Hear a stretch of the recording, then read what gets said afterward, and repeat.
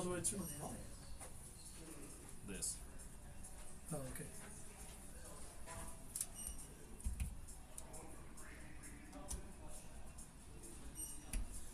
It is all yours.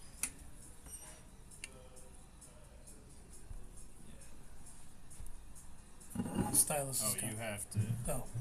You have to unselect that. And then what are we doing? Why is that not? Happy Tuesday, everybody. I almost said Monday because it feels like a Monday because we had a 3-day weekend. Applause for all of you who made it through an incredible summer.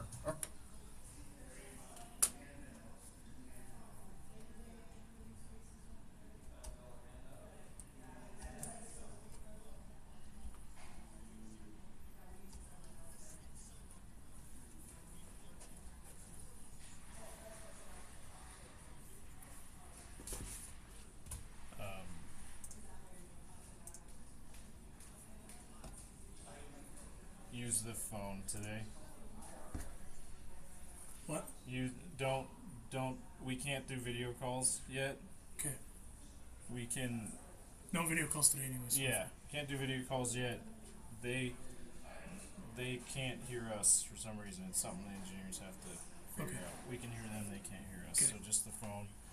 Oh, you got that too. Cool. And then look for that link that Porter said he's going to send.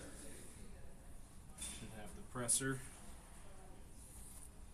And I'll post the link to the stream here in a sec. Okay. Thanks, dude. Yeah.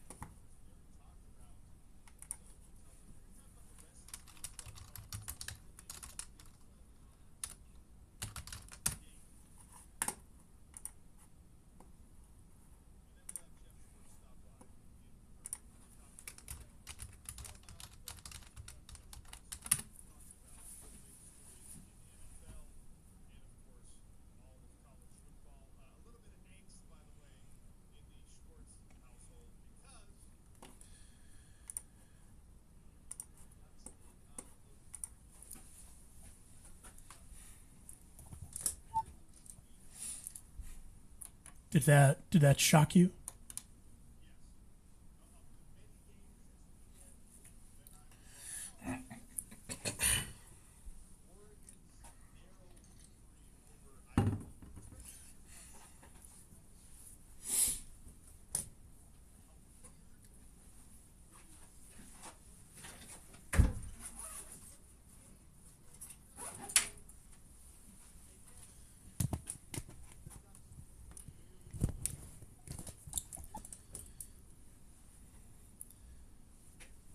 I don't think it's come out yet. Do you think that would drop them in the top 25? That's something I thought about earlier. Yeah.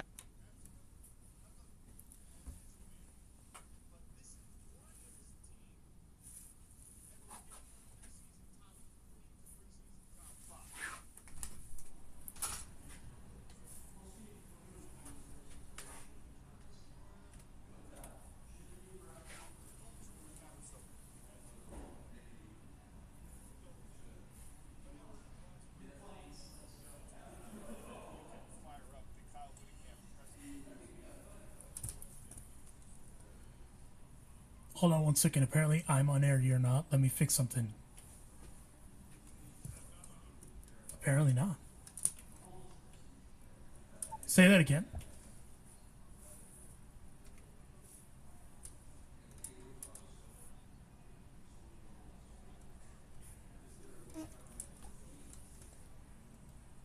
I'm gonna toss it to a break as much as I don't want to do that.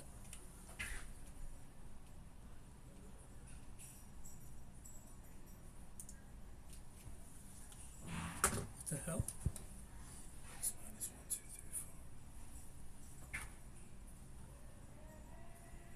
What is happening?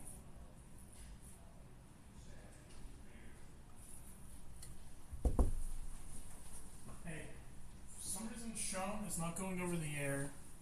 I am not hearing any of this at all. This is his mic. That's your mic.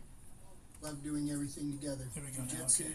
kayaking, and intimacy was That's his always mic. on That's the your point. mic. Yeah, It was yeah. around my Okay. early Okay. 30s How you when I doing? noticed Good. a downward trend. You need something? Watching a lot of TV, Good? putting No, I'm on good. weight, and just Yeah, full of how about you? self-doubt. Good? I tried another All men's right, clinic we are with good now. disappointing results. It's the personalized treatment I received at Revive Men's Health that has been the complete game changer for me. I've got my energy and motivation back. I'm feeling stronger than I did in my 20s, and it made me a much better husband to my wife. I'm Eric Ramos, healthcare provider at Revive Men's Health. If you're always feeling tired or moody, have a difficult time sleeping, or decreased libido, you may be suffering from low testosterone. Book your free T-check and exam at Revive Men's Health, Salt Lake City. Call 801-263-7777. That's 801-263-7777. Or visit ReviveMen'sHealth.com. Attention all gamers, gearheads, and techies. The Halo Championship Series is coming back to Salt Lake City, September 6th through the 8th at the Salt Palace Convention Center. Watch as the world's top gamers battle it out for the $250,000 prize pool. Get your tickets at HaloWaypoint.com. Don't miss out on this epic 26th century conflict between humanity and the Covenant. Don't miss your chance to watch the ultimate esports tournament. Go to HaloWaypoint.com to get your tickets now. When you buy tires at Les Schwab, you're getting more than just tires. You're getting America's best tire warranty, 60-day satisfaction guarantee, no hassle road hazard protection, and maintenance.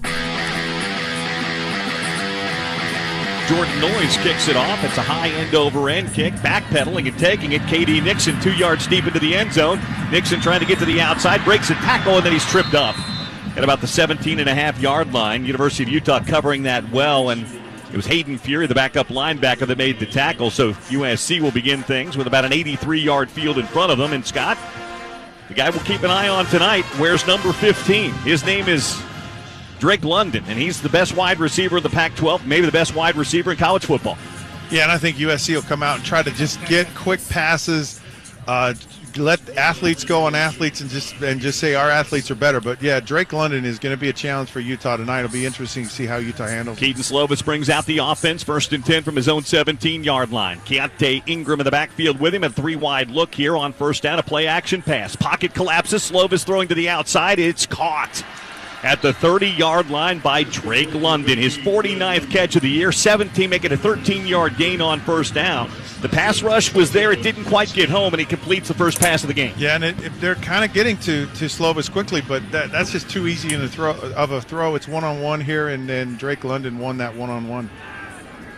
1st and 10 at the 30-yard line. Turn and a give and a play-action roll. Firing to the outside. Flanker screen. That's Bryant. He's got it to the 40 and cut down at the 43-yard line. Gary Bryant, freshman who's having a terrific freshman year. They're going to go with some tempo now with USC. That's a 13-yard gain and another 1st down. And USC off to a good start throwing the football. Yeah, I mean, they go to 20 yards here, 40 yards in a quick turnaround here.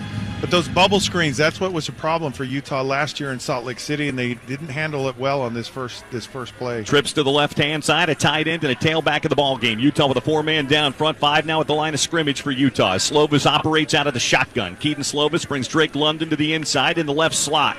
They hand it to Ingram. Ingram bounces to the outside, tripped up and taken down as he picks up a yard. That was Devin Lloyd shooting the gap and grabbing Keontae Ingram around the ankle for a 1-yard gain, 2nd down and 9 coming up.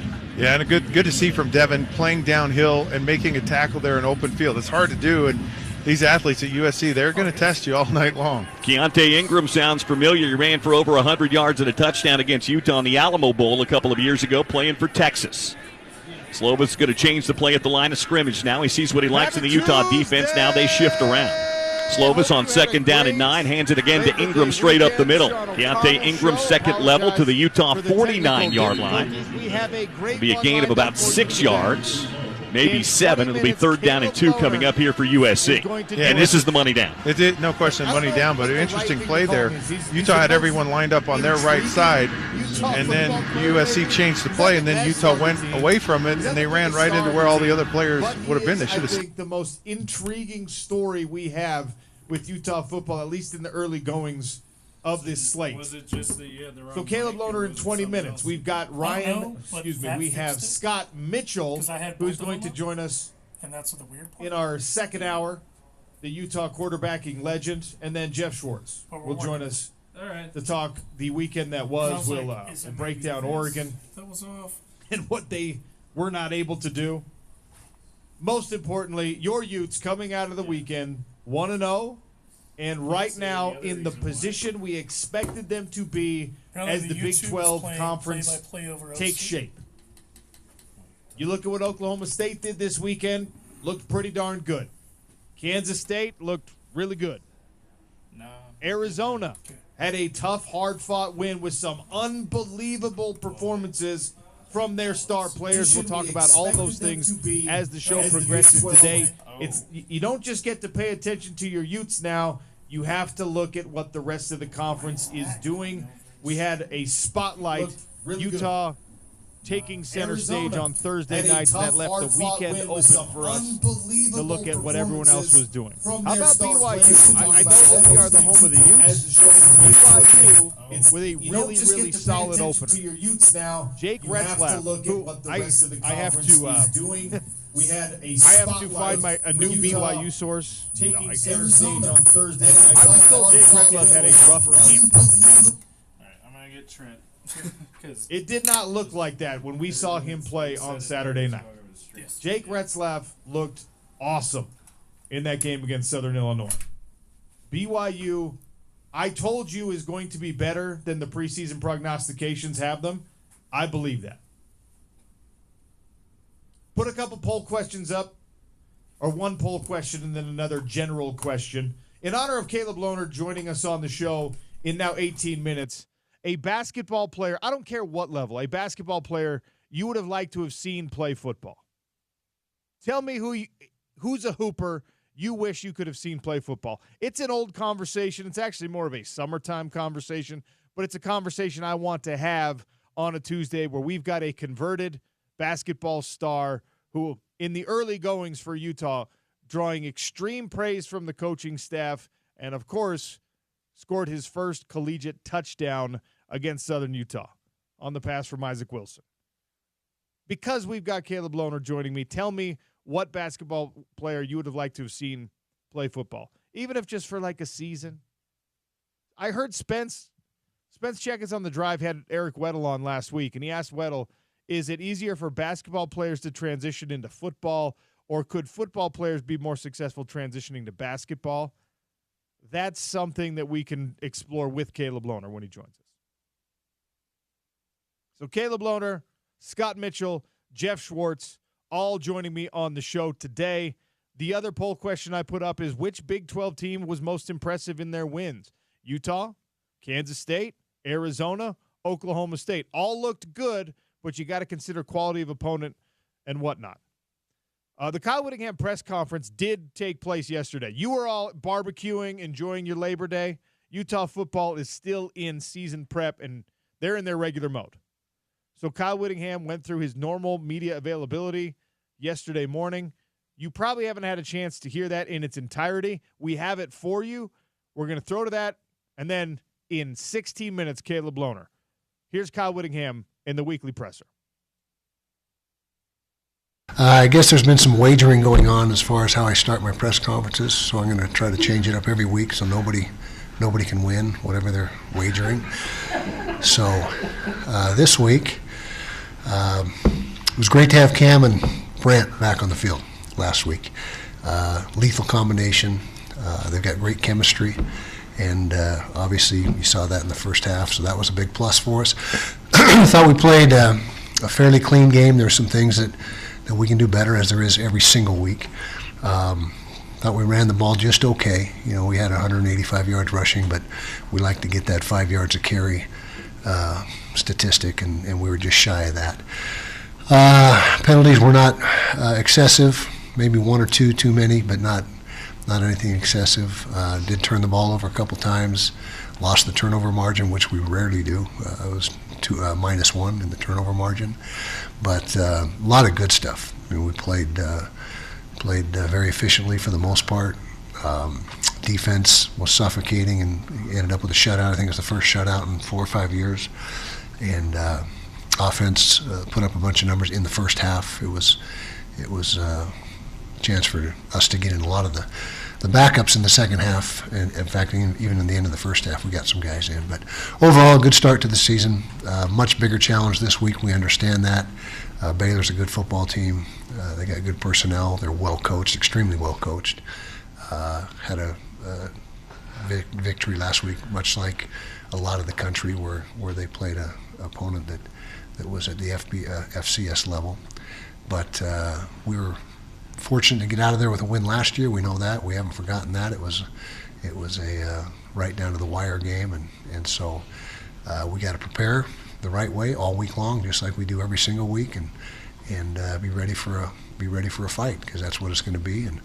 And Big Fox, I guess, is covering it, 130 kick, so have a lot of eyes on us, and so we want to make sure that we play with the same passion and energy and efficiency that we did last week, except hopefully better.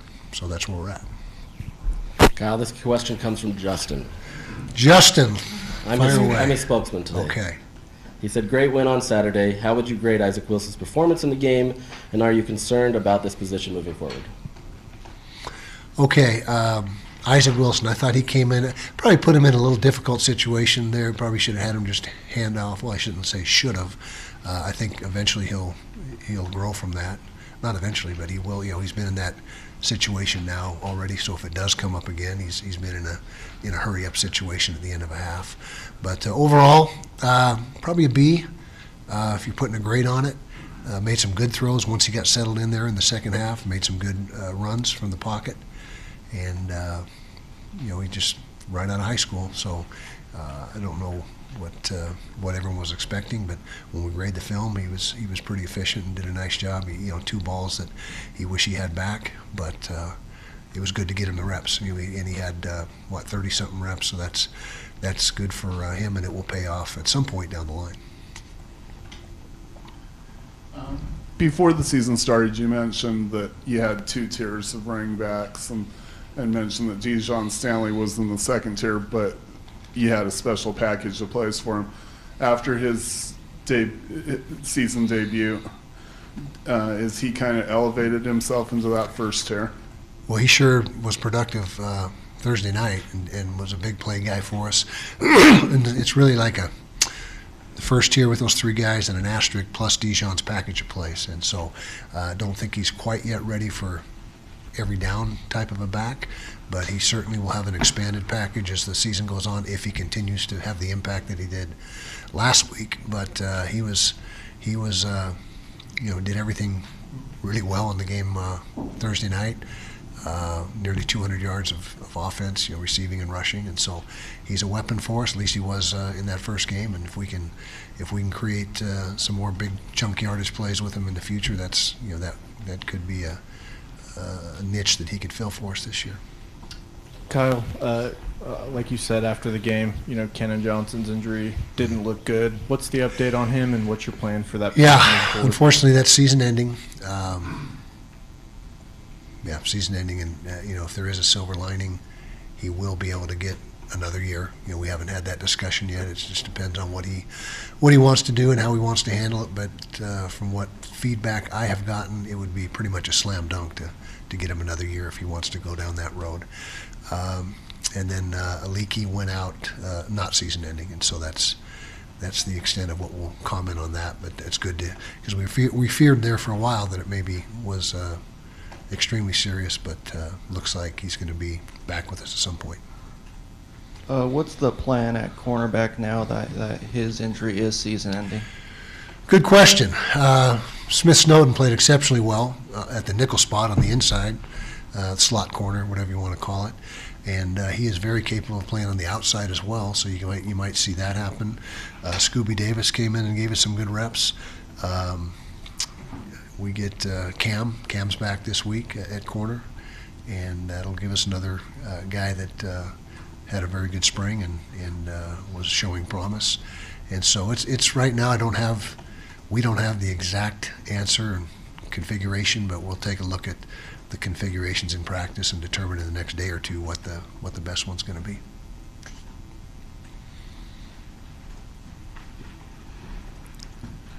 Kyle, how would you grade out your offensive line in that first week, knowing that it's obviously the first game, takes some time for this unit to gel?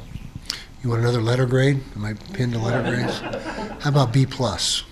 B as in boy for offensive line. Gave up a few pressures and a sack that we shouldn't have, but overall, when you look at the efficiency from start to finish, and again, the first line played a few series in the second half, so they weren't completely out in the second half, but I thought they did some good things. The second line came in and got some quality reps and did some good things as well. And so I would say that we know they can be better, but decent start to the season. Kyle, this is a little odd, but because you're a little odd, DJ. So, okay. PK's not here, so somebody's got to take that, right? Yeah. Because there were so many big plays, did you get all the work in you wanted with the first team offense and do all the things you wanted to do because they were coming off the field because they were scoring touchdowns? Yeah. I would say yes and no. I think yes in the fact that in this day and age of football, not in this day and age, but in football, it's much easier to put points on the board if you get chunk yardage somewhere along the way in the drive. And we happen to have a couple plays that were huge chunk yardage plays. But it's tough to go 14 plays 4 or 5 yards at a time. And so it was positive in that respect. And we only had half a game to work with the first offense. But I would say, yeah, I think we got accomplished what we needed to. But again, this will be a much bigger challenge this week, and I don't think it's going to be a case where our offense is only playing half the game. In fact, I'm pretty certain of that. Chris Curry's on staff here now. How did that come about, and how's he been doing?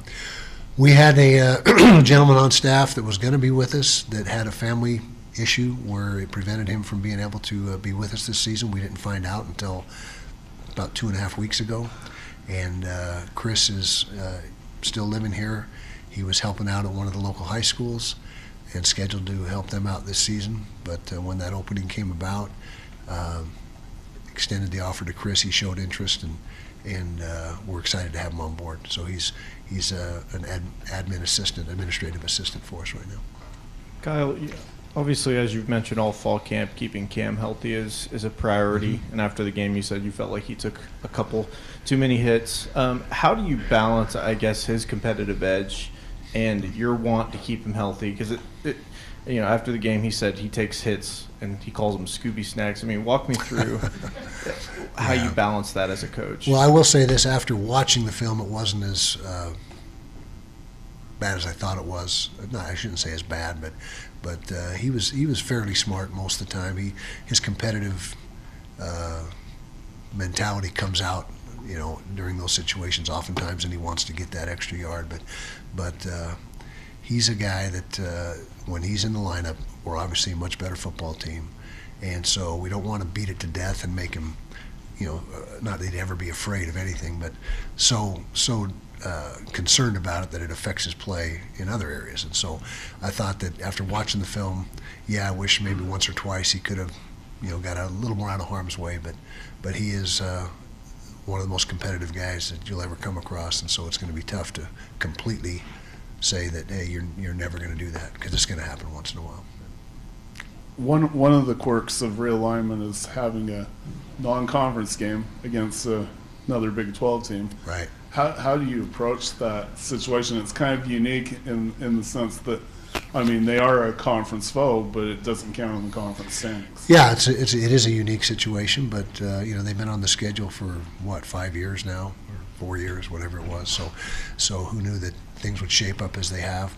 But we've talked about that it doesn't matter. Conference game, non-conference game, every game is critical, and so there's no different approach that we would take this week if it was a conference game that we wouldn't take otherwise. And so it doesn't affect our preparation, doesn't affect how we play, doesn't affect anything. And so in that regard, it's kind of a non-factor, but it is weird that would be the case. In all fall, there was a lot of conversation talking about just the depth that you have in the passing game, where you're able to just get a bunch of different guys the ball. Do you care whether it comes to the tight end or wide receiver? How do you kind of balance that, or do you balance that in terms of how you kind of spread the ball around? I think that's a game plan thing week to week. Some weeks the tight ends will be more involved and more at the core of the plan. And some weeks it's wide receivers. I think it's matchups and the type of defense that we're facing, their personnel. Are they playing nickel? Are they playing 43? So all that stuff goes into play. But one thing that's a big positive is we have the luxury of being able to attack different ways and have a lot of weapons for Cam and Coach Ludwig to utilize. Since you didn't play Saturday, and there's a game Friday also, just your take on Big 12 teams and what you saw and what impressed you? Well, I just saw the scores, and so it seemed like we had a good day. And I don't think anybody got I guess Houston didn't fare so well. But what was the conference like? 10 and 2 losses in the conference. 2 losses, okay, and what, 12 wins? So West Virginia and Houston were the 2 losses. 14 wins, yeah, so I would say a pretty good weekend for the conference, although, again, it's just taking a quick glance at I didn't look at the box scores or the team stats or anything like that, but just looking at the scores, I think it was a pretty respectable week for the Big 12.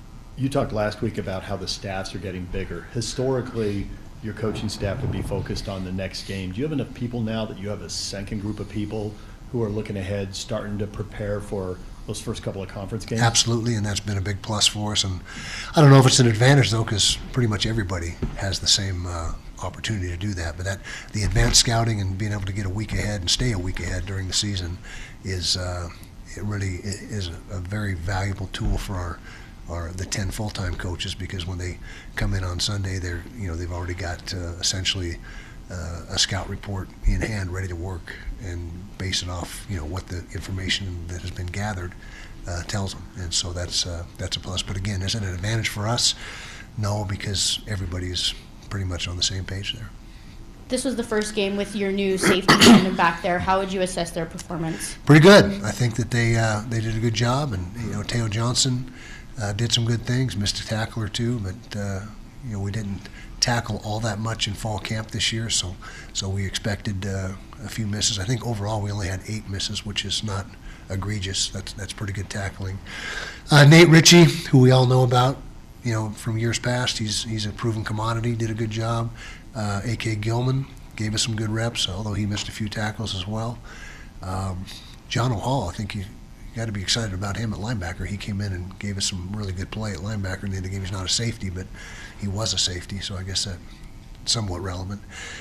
Who else got in the game? Rabbit got in the game, and he's got a tremendous upside. He just needs more repetition, more familiarity with the defensive scheme. He was not with us in spring or the summer, for that matter. So he's a guy or very little of the summer. So he's a guy that we think is going to continue to figure in more prominently as the season progresses. Kyle, over this weekend, former staffer of yours, somebody you're probably close with, Jay Hill, had a heart attack. Walk me through your emotions with that. Have you had any conversations with him or anything like that? Well, it was shocking. Jay is a guy that's always been in great shape and keeps himself fit, and he's only, 43 how old is 40 to 49 years old, which is sobering thought that that could happen to anybody, I guess. But Jay's a close friend of mine. We were together for many years here on the staff, and we wish him the best. And I don't want to get too personal or speak more than my share about it. But he's a guy that I know will bounce back, and I guess someone said he was at the game. And so that tells you how competitive he is right there, and how he's he doesn't want to be away from it. Any other questions? Okay. Good to go. Thanks, guys. Here we go. On your Labor Day. Thanks for taking your Labor Day to. No Labor Day in football. There is none. Wanted to give you that because you didn't hear it yesterday. Kyle Whittingham's weekly press conference. Take a quick one here. Utah football tight end, the most intriguing man on the roster, Caleb Lohner, joins us in 3 minutes on the Sean O'Connell Show, ESPN 700.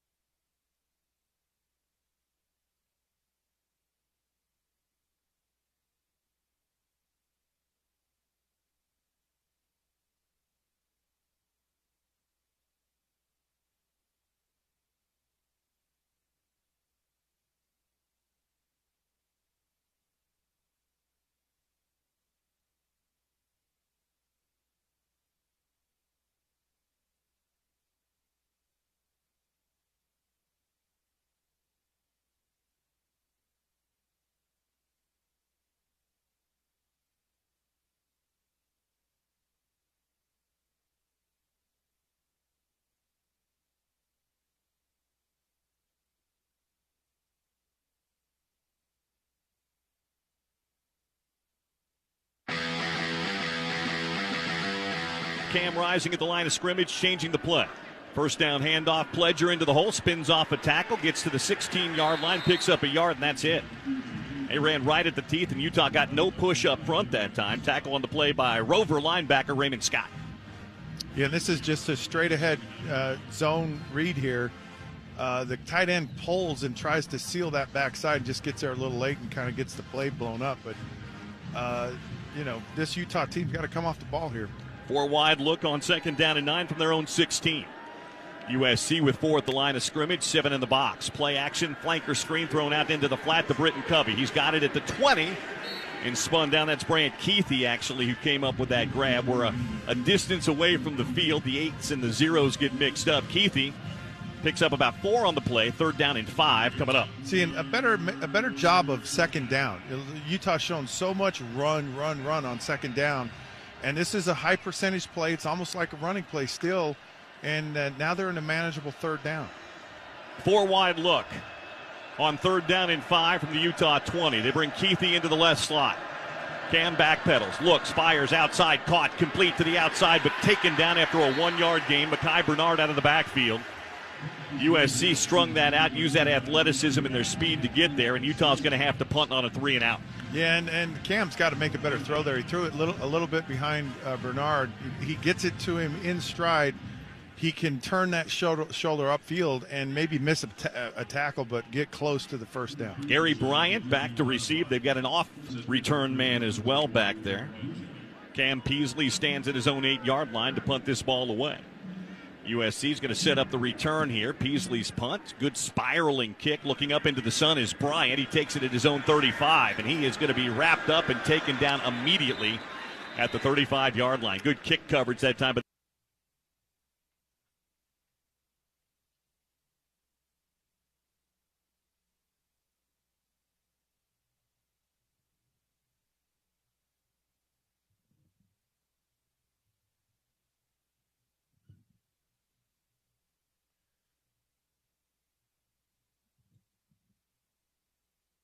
All right.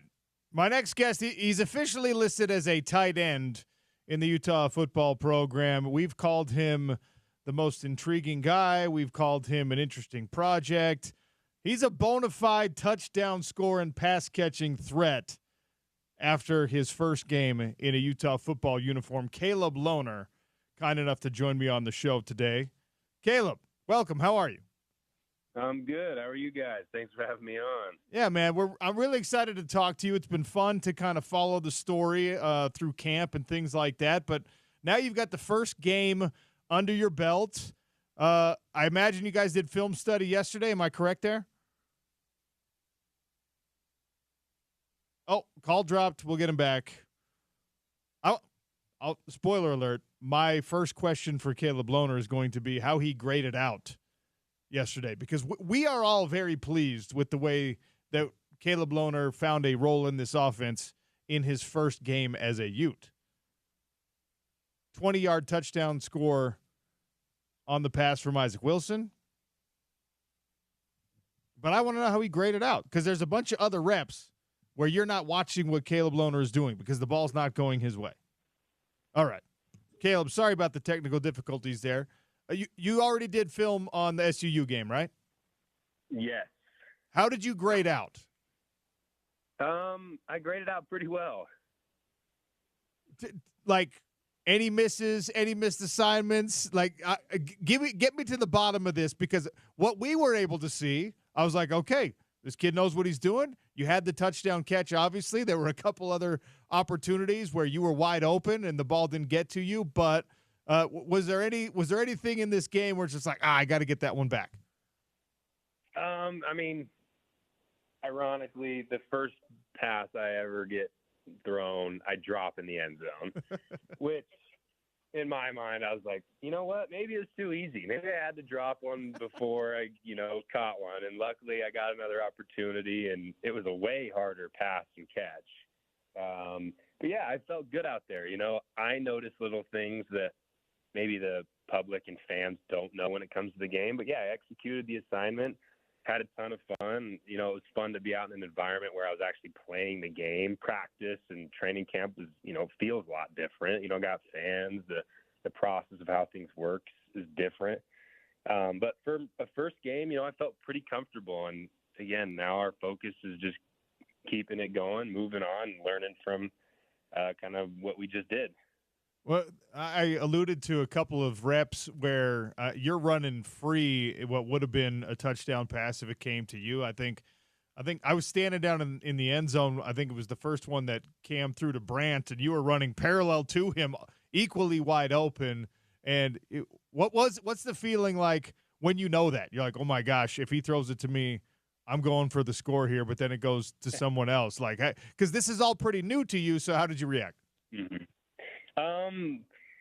I was just happy. I think Brandt scored that touchdown. I couldn't be more happy. It was just so fun to be on the field at the time, and whether the ball is coming to me or not, I'm going to execute the assignment the same way.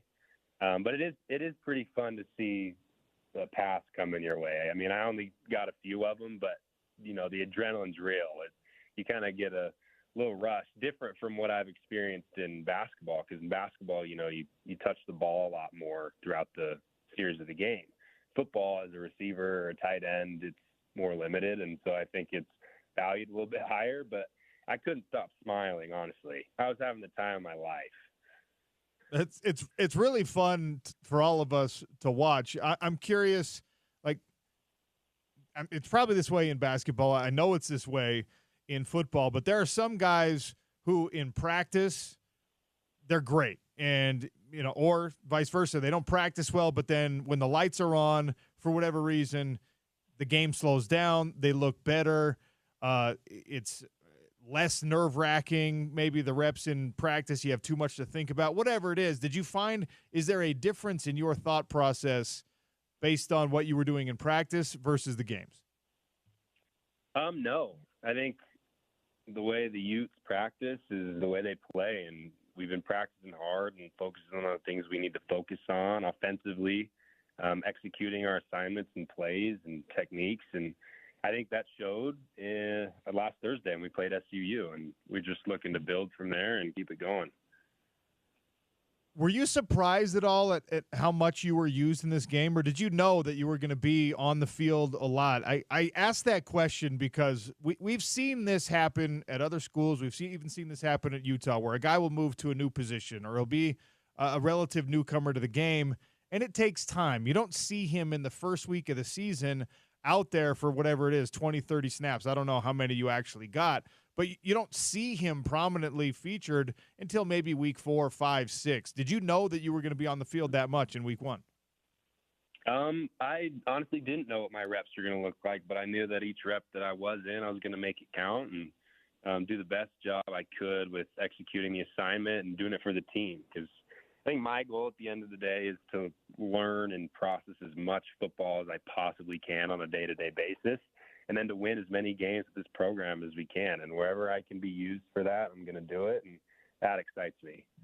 Was there ever any imposter syndrome for you, Caleb, where you're like, I'm a basketball guy. What am I doing out here? Whether it was a big hit or whether it was a drop pass or whatever.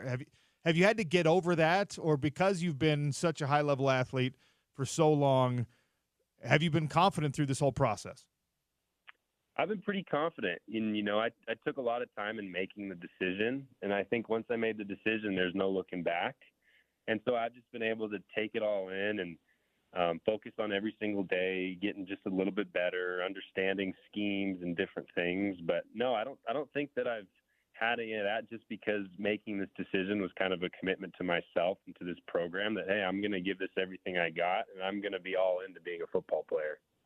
Caleb Lohner, Utah football tight end, 1 touchdown under his belt in that SUU win. He's my guest here on the Sean O'Connell Show. How many friends, maybe coaches from the past that were coming up to you in the halls at school being like, hey, I want you to play football. Come out and play football. How many people now in your life are texting you and calling you and saying, hey, I told you so. I told you that you should play football? There's a select few, and I've told a few people this, but football has, always kind of been the joke, like, oh, you look like a tight end. Oh, you're built like a tight end, this and that. And then it's kind of interesting just to see the journey of sports and how it's taken me here to actually being a tight end on a football team and like a legitimate program, So I feel super blessed. And also, I know my journey is pretty unique, but yes, people have been, hey, I told you so, man. But it's been a good time.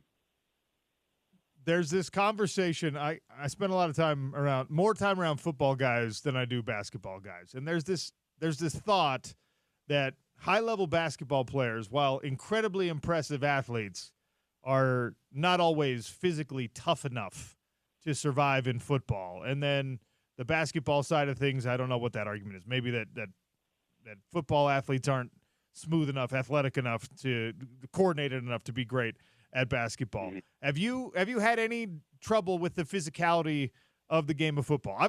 You are built for it, but have you had any trouble with the transition to like, man, this is rough? I wouldn't say I've had trouble with it. It's just been a learning curve. It's been an adjustment. And I think a lot of that physicality is a mindset. And so I've just throughout fall camp and throughout the training that we've done, I've just slowly every day been able to train myself. I'm also going against, in my opinion, the best defense in the country, and the front line in our defense, our linebackers and DNs. Like, I've had a great chance to prepare against some super physical guys. And so, again, I think being able to go against that is kind of like the first reps I've ever taken at football and in practice have been a huge help because I think that does translate to the game. But I think the physicality in football is different. And I think every day I just get better and better at kind of understanding how physical it is. How many kicks have you blocked in practice? Have they just have they allowed you to just use the vertical, use the ups, and block kicks in practice? They have. I haven't got one yet, but I've been pretty damn close.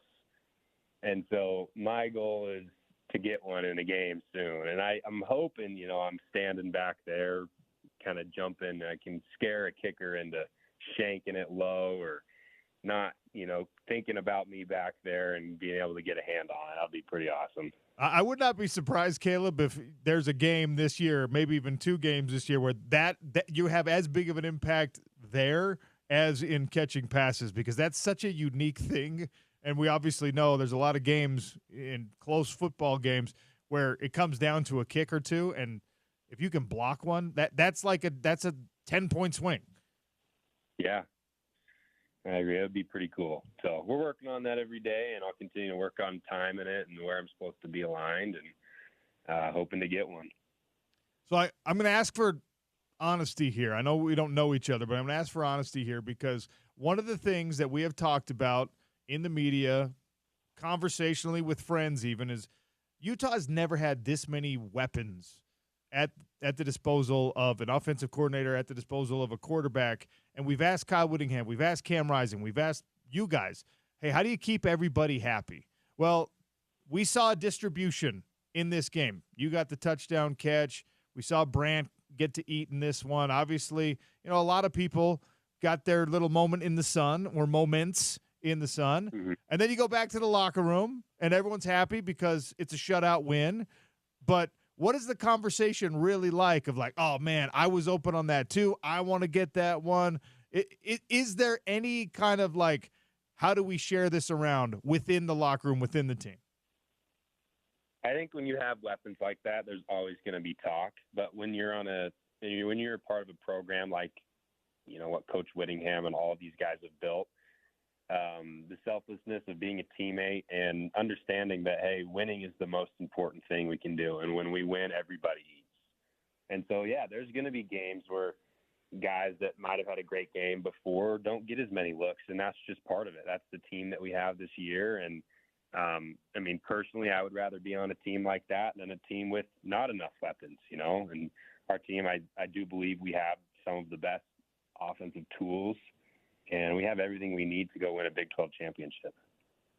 Is there any guy that you've seen in college football, either as a fan watching or doing film study or whatever your consumption has been, where you're like, I think that guy he might be able to jump with me. That guy, if we throw a pass to the back corner of the end zone, he might be able to get up with me and come down with me. Is there any defensive player in Big 12 football or in college football right now that can get up as high as you can get?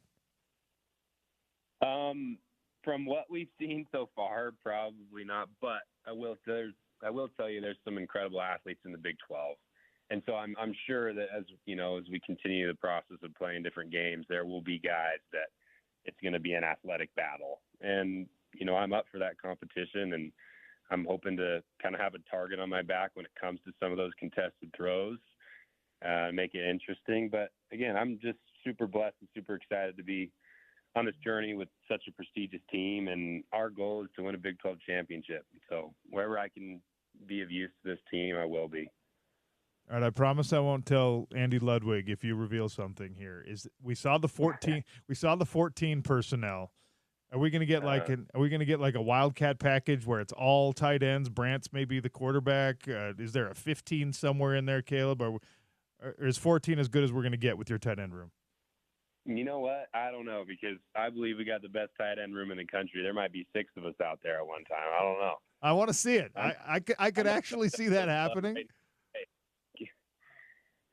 But it is fun to be part of a room where everybody can go, and we challenge each other every day. And there's so many different skill sets in our tight end room. And Coach Ludwig does a great job of getting us involved and being part of the the packages that we have. And I think that's why a lot of people want to play tight end at Utah, because there's great opportunity. And so that's been a fun part of being here. How good of a blocker are you at this point in your football career?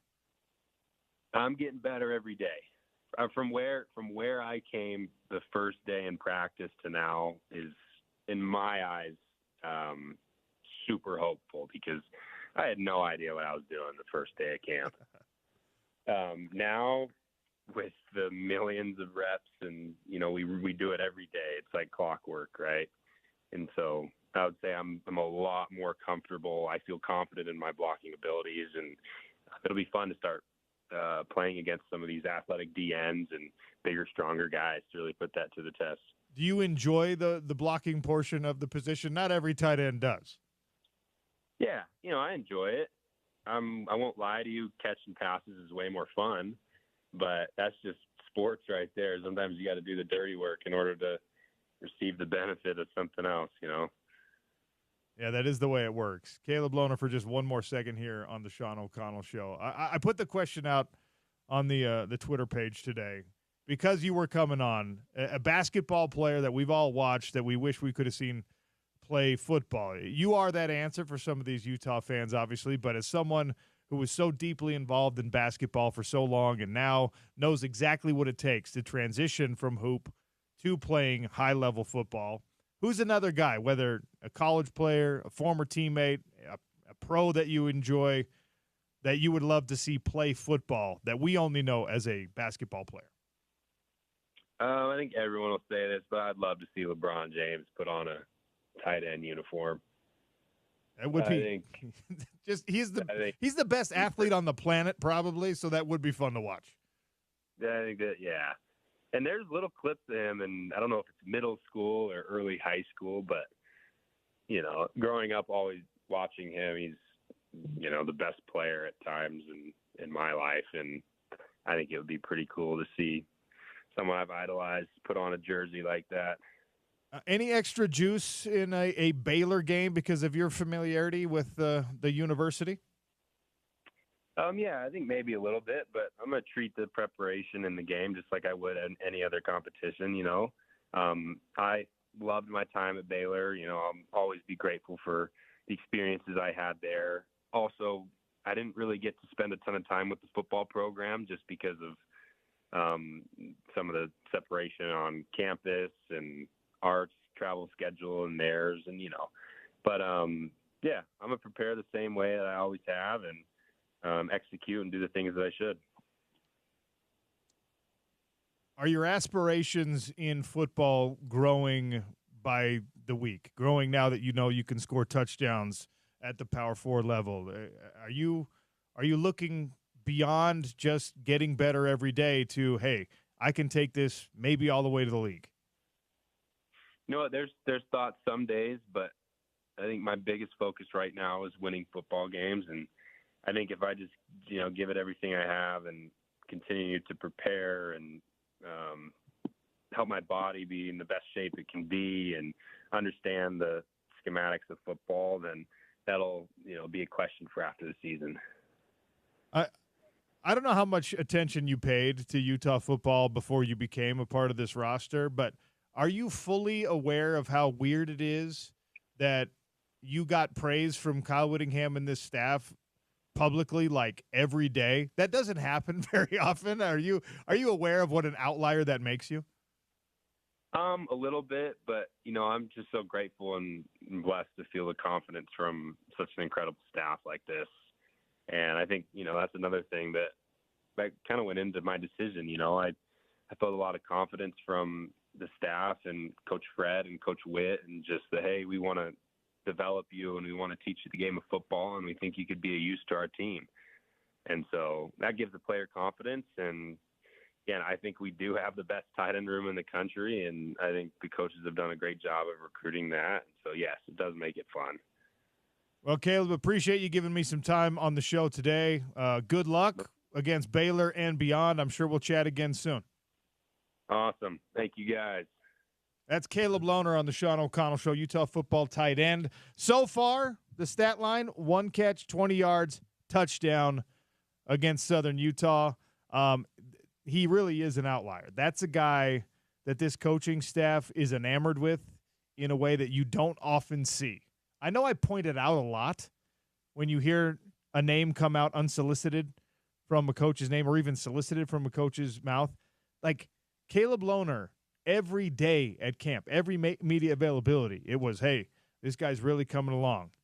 And to put him on the field as often as he was against Southern Utah, that's the right place to do it.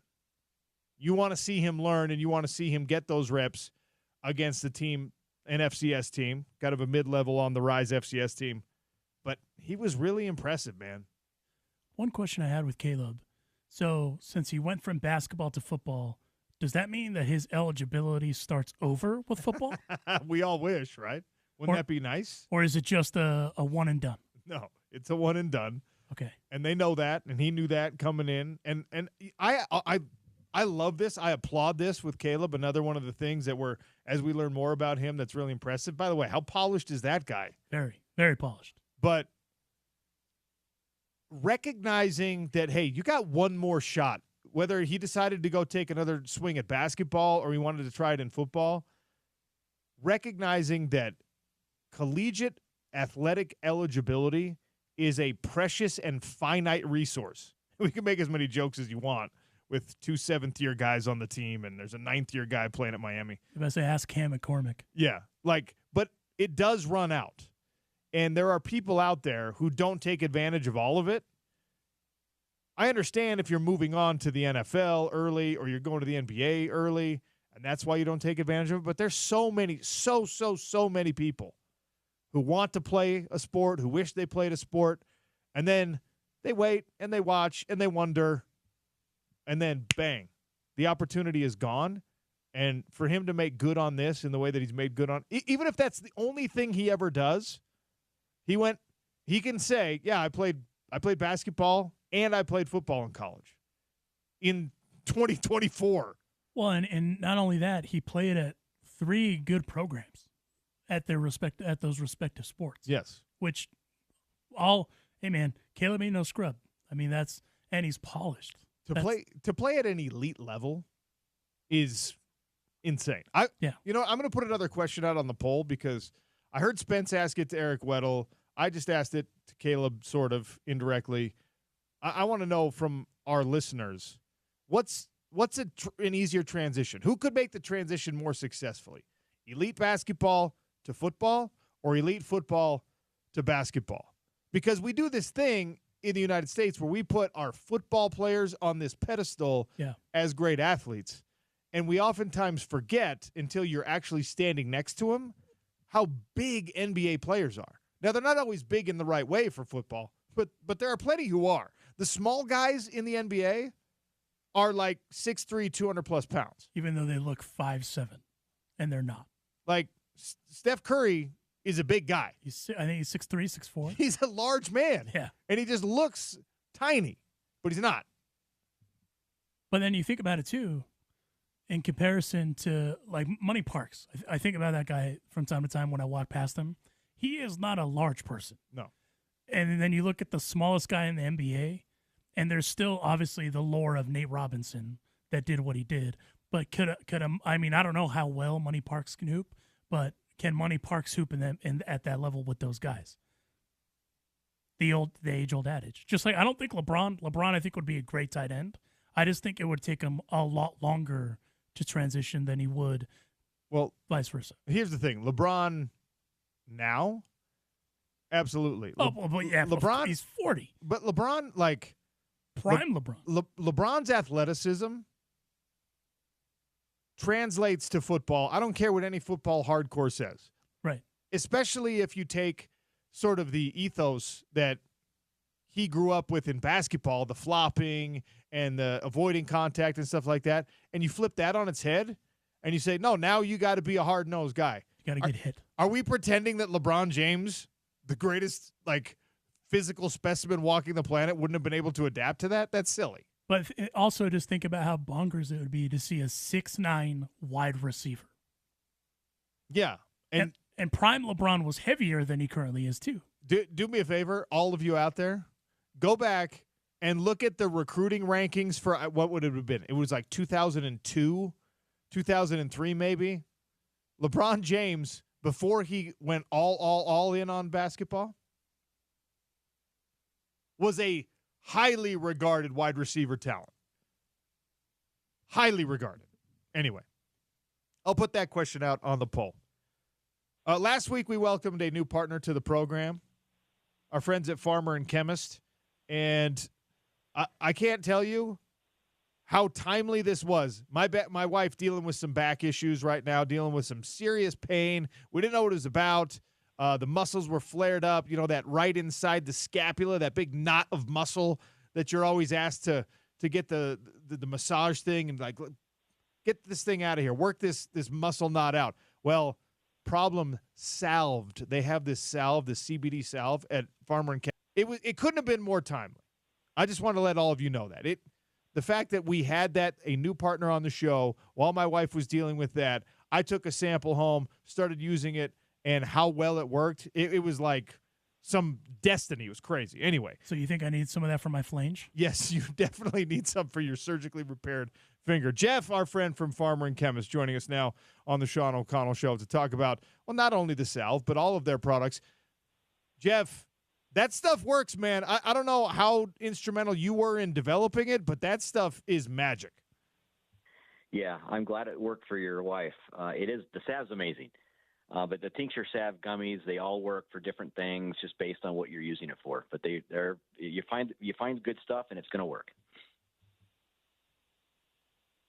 Farmer and Chemist is doctor-directed, pharmacist-run. You guys, there's a lot of CBD products out there, and for those of us who are pretty new to the space, it's not always easy to figure out what's real medicine, real plant medicine, and what is just an oil that I'm rubbing on my skin that doesn't have any real active ingredients. You guys have taken out all the guesswork. Absolutely. So everyone that works for us is either a chemist, a pharmacist, or a pharmacy technician, and it is very scientifically driven.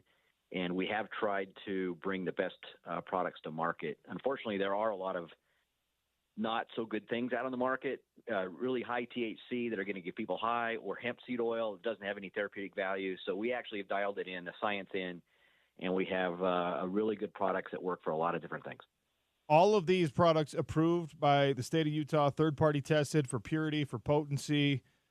You're getting products that don't have any of the toxins, the heavy metals, right? Yeah, it's all super clean and it is tested. Every one of our products comes with a certificate of analysis, so everybody can look and see exactly what's in there. And to your point, what's not in there. So there's no herbicides, no pesticides. It's all a very pure product. And a special deal for ESPN 700 listeners, right? Yeah, mention ESPN 700 either online or in the store and get 20% off your order.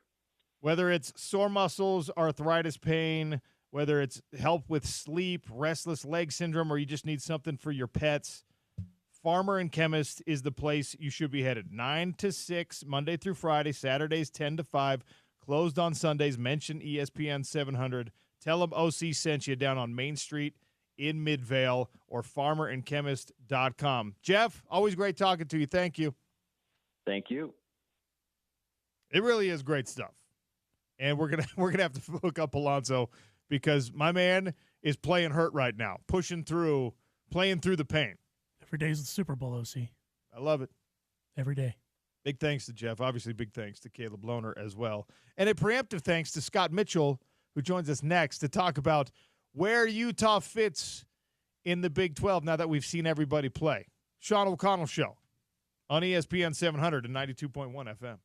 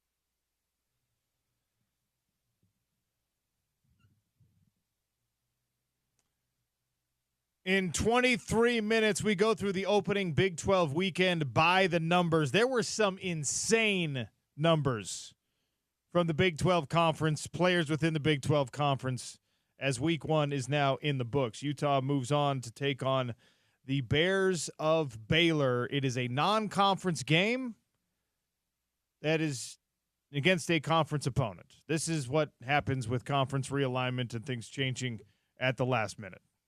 Scott Mitchell, the Utah quarterbacking legend, color analyst on all Utah radio broadcasts, joins us to talk about your Utes. Brought to you by Larry H. Miller, Chevrolet in Murray. This month, you have better than employee pricing and Solitude season passes with every new vehicle purchase. Check them out online at LarryHMillerChevrolet.com. Scott Mitchell, how are you? I was beginning to wonder if you were actually a person, Sean. Last week, I tried. No. Let me do it. So I'm so glad to hear your voice. So glad to talk about what happened and what's going to happen with the Utes. All right. So we just had Caleb Lohner on. I don't know if you got a chance to hear the conversation. I was incredibly impressed with, his transition to the sport and the way he was handling it. And then we actually got to see what it looks like on Thursday. We got to see what it looks like when he's on the field. And there were opportunities, man. Like he could have had a better stat line than he had, but 20 yards on one catch for a touchdown is a pretty great way to start your Utah football career. And he was out there for a lot of snaps. Just your thoughts on Caleb Lohner, since the conversation with him is fresh in my mind. Yeah, Caleb is the guy Coach Whittingham really, really likes. And he's, because he's got that big body, he's very athletic, can jump. They got to teach Isaac Wilson that he's not throwing to these 5'11" guys at Corner Canyon anymore. Caleb made a great throw on the touchdown pass. Those are the kind of things where if you're a player that's maybe not very experienced, who knows if you even make a play on that. And so Caleb showed, I've got the ability to catch the ball, catch it in tough situations. I'm not crazy about his celebration just yet. I think he's kind of, okay, well, now what do I do? I'd be curious to see Caleb Lohner score a touchdown and actually slam dunk it over the goalpost. To me, that would be worth like a penalty in celebration. But it's Coach Witt's high on him, and in a room that's full of really good tight ends, for a guy like Caleb to stand out literally and figuratively speaks volumes. So I think last week was a great opportunity for him to just get his feet wet and just go, okay, this is what it's like, because you just don't know until you know, and hopefully he'll get more and more opportunities and feel more and more comfortable as he goes through the season, because he's got a guy in Cam Rising that loves tight ends. Get the ball thrown to him if he can get open and prove that he can catch the ball. So I promise we're not just going to spend the whole time talking about Caleb Lohner, but SUU is the perfect place to kind of dip your toe in the water, right? They're the perfect team to do that against. You know this. I know it because I I tried to play at the Utah level, and I ended up playing at the Weber State level, which is, of course, where Southern Utah's at. So, like, there is a difference. Even though we saw them on the field together, and there were a lot of those games this weekend, you're not playing against the same kind of athlete. You're playing against guys who are fast or big. They're not big and fast for the most part, right? And so I don't have doubts about Caleb's ability to also have success against, athletes from Baylor, athletes from BYU, but it is going to be different. Do you think we will see him on the field as much against Baylor this week as we saw him against the T-Birds? Well, one thing that Caleb Lohner has is he's had to play fast in a sport. That's a lot of the difference between the levels of SUU and Utah. That Utah's had to get used to playing Oregons and Washingtons and USCs, and so you play faster, and then you have more athletes that play faster, and so you practice faster, and that's how you get better. I mean, it's just an evolving process. You evolve and you assimilate into the speed of the game. Otherwise, you just get run over every week. And so Utah's clearly proven that, and they've developed that. And so Caleb Lohner, has the blessing really of being able to go to practice against really, really good players every day. But he'll, for the first time playing football, playing a game with athletes and speed that he's never, ever seen before. And it will definitely be an adjustment. But this is a guy, he played basketball at the Division I level, so he understands being an athlete moving quickly, and so I think that really translates and transfers to a point. If you have the talent and the ability to do it, you can do it. And he's a guy that clearly they feel has the talent and the ability. It's just a matter of just getting comfortable playing and processing at a quicker pace. Kyle Whittingham at the press conference informed all of us what we had feared, that Kenan Johnson is going to be out for the season. Good news came in that Eliki Vimahi, not officially a season-ending injury. They said we'll get him back at some point. No timeline on that as of yet on the big defensive lineman, who's an important part of that interior rotation. But that immediately starts to call into question a very important position group, and one that doesn't have, I don't think, a ton of depth for this Utah football team. They talked about, Teo Johnson could potentially move back to corner. Scooby played pretty well. Scooby Davis played pretty well in relief, and now he's going to be given, I think, an opportunity as Cam Calhoun gets healthy, maybe to take those reps. But your thoughts on the cornerback position, knowing that one of the guys who came in as a transfer from Georgia Tech and was getting a lot of praise from the coaching staff and sounded like he was really fitting in well, is lost after basically no time. Yeah, it's unfortunate, and you hate to see those injuries. You hate to see how it happened. It's pretty much a non-contact type of. It was completely away from the play. It was on a down. Basically, SUU was surrendering. We're going to throw a screen pass on 3rd and long, and hopefully get something and then punt the ball. And so you hate to see it, period. The one silver lining, though, is that some of these young guys with talent are now going to step into the forefront.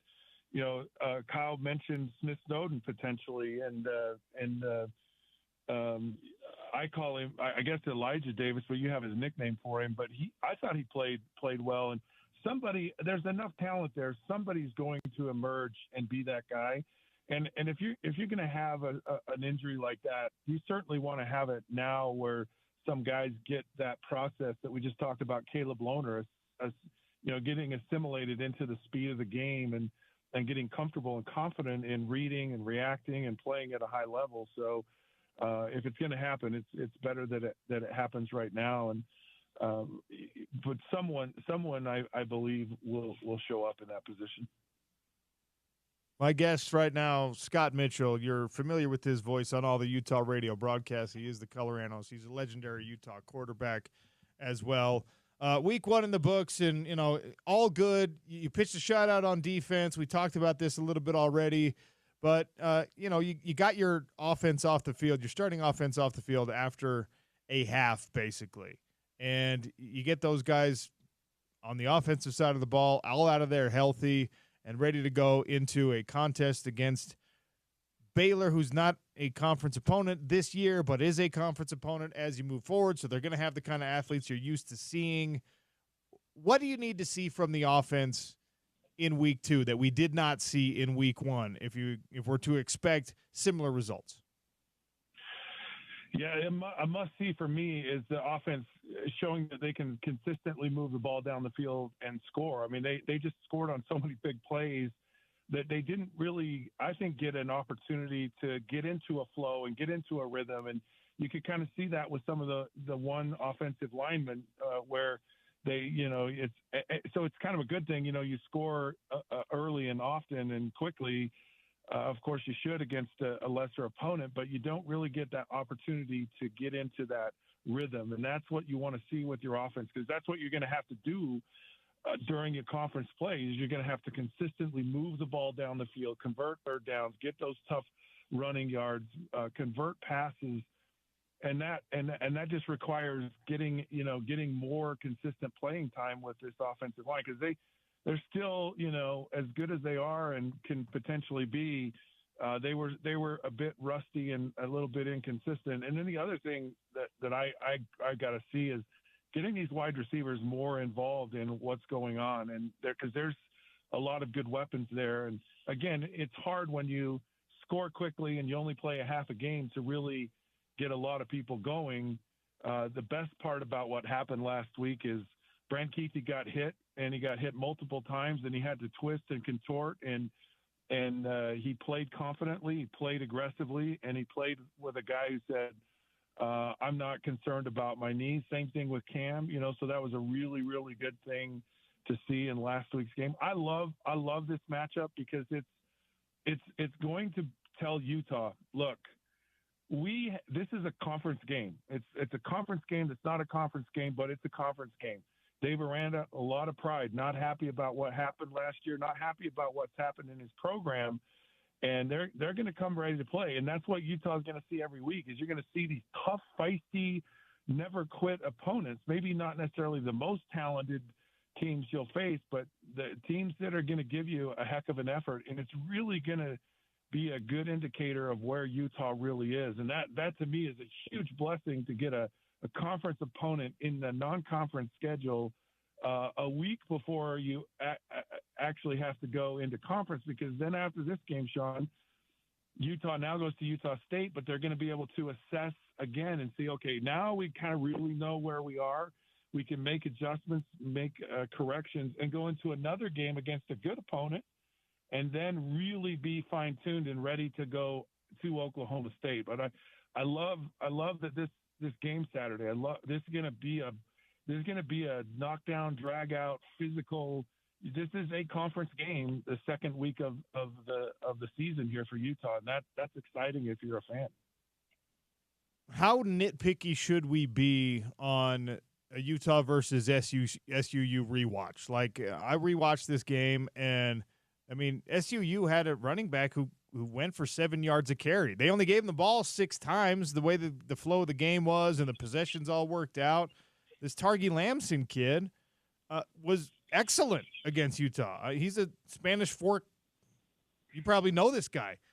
And he looked great. I don't want to see that from a T-Bird against the Utah defensive front that is supposed to be one of the best front sevens in all of college football, and certainly in the Big 12. Am I being too nitpicky? Well, no.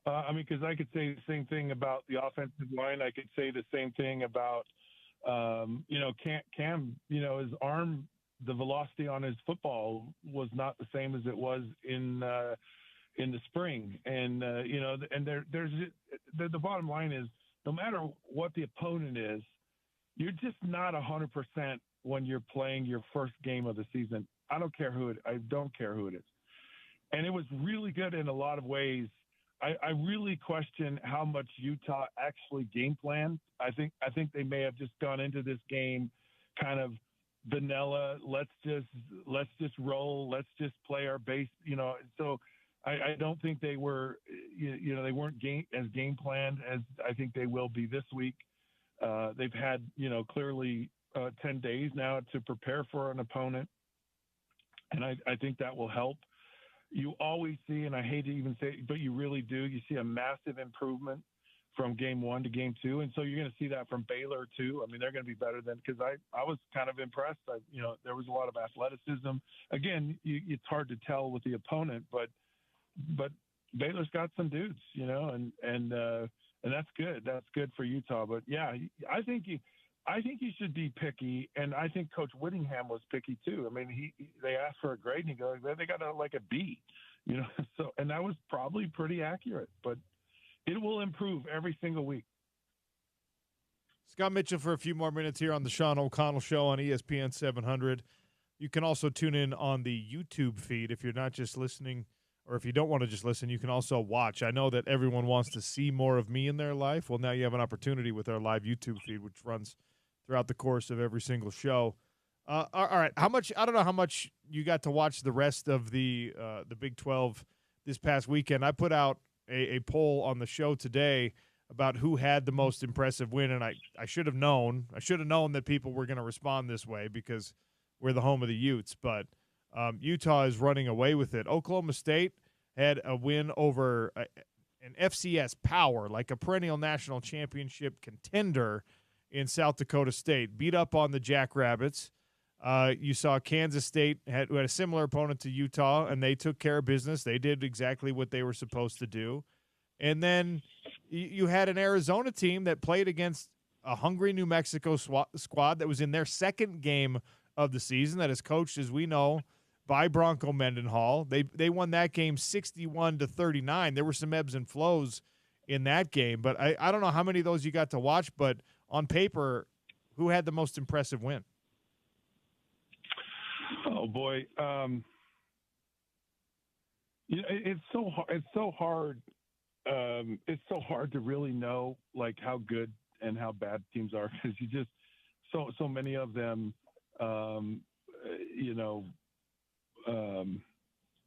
just play lesser opponents, which is why I really like the idea of like taking the SUU game and playing it the second week of fall camp.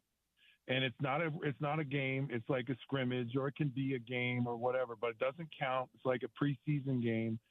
And then you go into your regular schedule, because then you really have a better idea of what team you are and who you are. And you still pay them their $500,000 or whatever. But it gives you a much better idea of the team that you are. This wide receiver from Arizona, really, I think he had 300 yards receiving, 304 yards. Yeah. Yeah. And a lot of people think, he's an early first round pick. And, so that's the things I look for. I don't know if I look for a performance, whatever. It does feel to me the conference in general, Sean, is better. It feels like to me that this conference is going to be very competitive this year. It's going to be, whoever wins it will be tested, no matter who you. Of college football now is that we had some big. We had Notre Dame, Texas A&M this past weekend. You had Georgia and Clemson this past weekend. There's some big ones. There's some big openers. And in years past, if you lose that game, whichever side you're on, you're the favorite, you're the underdog, doesn't matter, USC, LSU. If you lose that game, your name gets removed from the national championship conversation effectively until you prove otherwise. And this year, because of an expanded college football playoff, every coach in all of these games has said something to the effect of, hey, no matter who wins, we still have everything to play for, which I guess takes some of the heat off of games like this. Obviously, you still want to win them, and you still play just as hard. Is it an improvement, Scott, when we actually, now that we see it, now that we know it, is it an improvement knowing that, like, hey, LSU, they're still in the national championship hunt, even though they lost to this USC team. Clemson, I don't think they're really going to be able to bounce back, but Clemson is not out of the hunt just because they lost to the number one team in the country. Do you like that better, knowing for the full season we have a 12-team thing at the end? I absolutely love it, and the fans are the ones who actually benefit the most from this. Look, these games are boring. The Utah game, we're excited to watch, Cam Rising and Brant. We're not excited about the game. We just want to see what this team kind of looks like. It's like, okay, great, but we're not getting a great football game, and no one wants that. And again, to my point, put these non-conference weird opponent games in a preseason schedule. Who goes to training camp for 30 days without playing a game? I mean, that is more detrimental in my mind than anything else. I mean, after a while, you can't practice for 30 straight days and really expect to get a lot out of it at some point. And so, typically what's great about football, Sean, is every game matters. You get in the NFL and you're playing a tough opponent every week, and every game matters. And that's what's so great about football. And when you get into a lot of college games and Georgia goes, the only game that matters to us is when we play Alabama, maybe LSU, maybe Florida. Other than that, none of these games matter. If your whole schedule Your 12-game schedule was the conference opponents, and this is across the country in every conference, and so you don't have these horrible opening games. Yeah, then everyone wins in that situation. You're not going to get docked because you might have a loss or even two. Who cares? I'd rather see 2 lost teams get into the playoffs that actually played good opponents all year than Alabama playing directional schools and only playing Georgia or one team a year. I want to see really, really, really good football matchups every single week. LSU USC was a great matchup. That 2 really good teams, and I love them. Now Florida State right now, I don't know what to say about them, but it's probably not looking very good for Florida State. Yeah, everyone else is fine. Florida State, again, 2 losses doesn't disqualify you, but Florida State being the top 10 preseason ranked team, starting 0-2, never happened before. That is a bad deal. And if you're Mike Norvell, you got maybe one more loss before they're just like, he gone. Ugly. Yeah, he did not look happy. Scott, it's always great catching up with you. We'll do so again later in the week. Appreciate your time, sir. Yeah, look forward to it. Thanks, Sean. That's Scott Mitchell, Utah quarterbacking legend, color analyst on the Utah radio broadcast that, of course, you can hear right here on ESPN 700. He's with Sly, with Bill, at 19 Scott Mitchell on X, if that's what you call it as well. That's our Big 12 at noon interview brought to you by Mountain Land Supply. Go to mountainlandsupply.com. When we come back in 3 minutes, Big 12 Week 1 by the numbers. There were some absolutely insane, record-breaking type numbers put up by Big 12 players. Not always something you want to hear because Utah's got to play in this conference, but I'm going to tell you the truth on the Sean O'Connell Show on ESPN 700.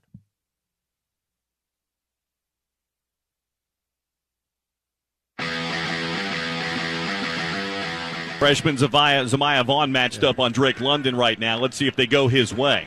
Turn and a give. Ingram. Oh, he's got the next. Make it Darwin Barlow. Second level.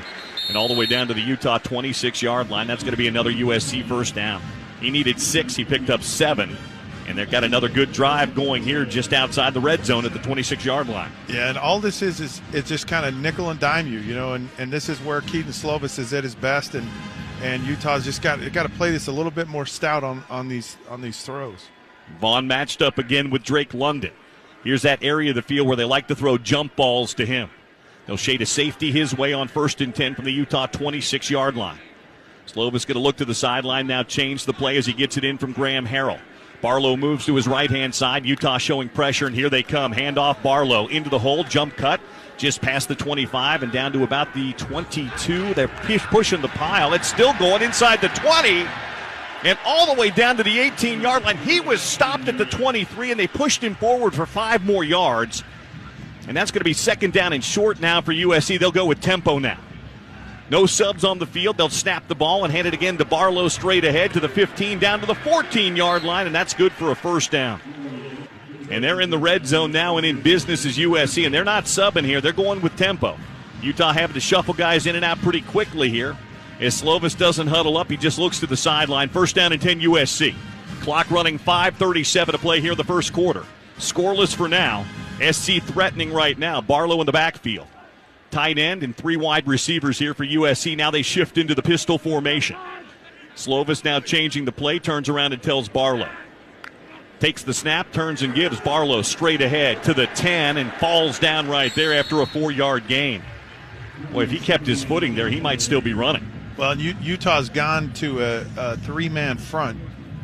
So they're like a 3-3, 3 linemen, 3 linebackers, and they had Devin Lloyd as an end. So it's kind of that. It was kind of what BYU did against Utah early on in the season, and it's kind of designed to, stop the run, but also stop the pass. But it's more susceptible to the run. Keep an eye on the jump ball to London here. First to make it 2nd down for the 10-yard line of Utah. Slovis moves a man in motion across the formation. Takes the snap and drops to pass. Looking toward the corner of the end zone. Throws in the flat to Washington instead. And he's wrapped up and taken down behind the line of scrimmage. Nephi Sewell from his linebacker spot came up and made the stop on Taj Washington. That's going to bring up third down, and we'll call it about 8. Yeah, great read here. This is it's just a design kind of screen here out to Washington, but well read and well reacted by Nephi Sewell. Good to see him back healthy again. Trojans are 1 out of 2 on third down here in the first quarter. Clock running at 4:10 to play here in the first quarter today here at the Coliseum. From the Utah 11-yard line, Slovis lines up 3 receivers right and 1 receiver. That's Drake London to the left. They'll shade a safety over to help. Barlow in the backfield. Slovis wants the snap, takes it, backpedals, pumps once, looking, pressure in his face, throws, incomplete, broken up, nearly intercepted by Utah. They were looking for Gary Bryant, and the pressure right up the middle came from Vimahi. Akeli Vimahi got right in the face of Keaton Slovis and forced the incompletion. That'll bring out the field goal team here for USC. Yeah, very, very well done up front. I mean, that wasn't a pressure throw there, but a nice job. And of course, Reed also came in and knocked that ball out. Here's a field goal attempt. Parker Lewis hasn't missed this year. He's 9 for 9. This will be a 28-yard field goal inside the left hash. Kick is up, and the kick is good. Parker Lewis can't lose. And that's a field goal. 3:48 to play here in the first quarter. USC leads it 3-0. 12 plays, 53 yards, 5:15 off the clock. The only incompletion for Slovis was on that last pass breakup on third down. He was 5 of 6, but just for 29 yards, Scott. That's a win. If you hold USC to field goals, that's a win. No question about it, especially with a player like Drake London down there. You can throw that jump ball.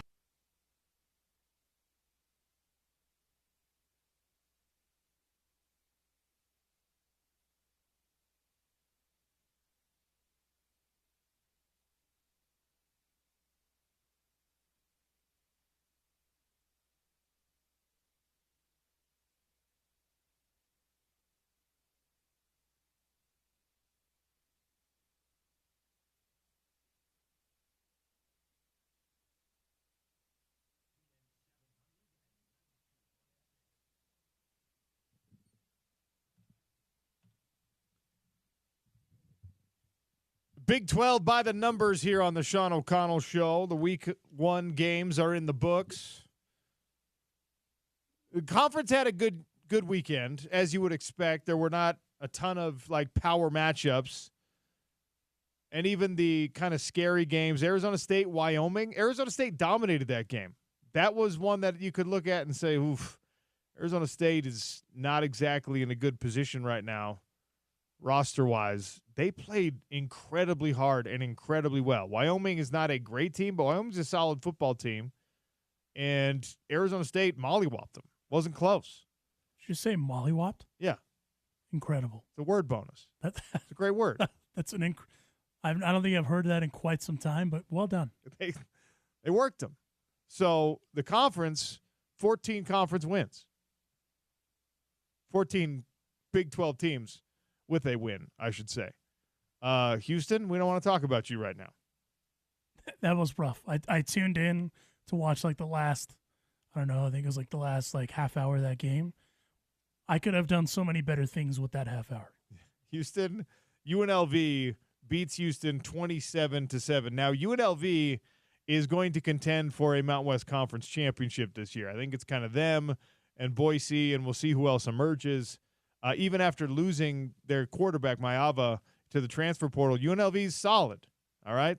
And UNLV is one of my favorite, hey, what could happen with these guys type teams? That's becoming a real sports town, Las Vegas is.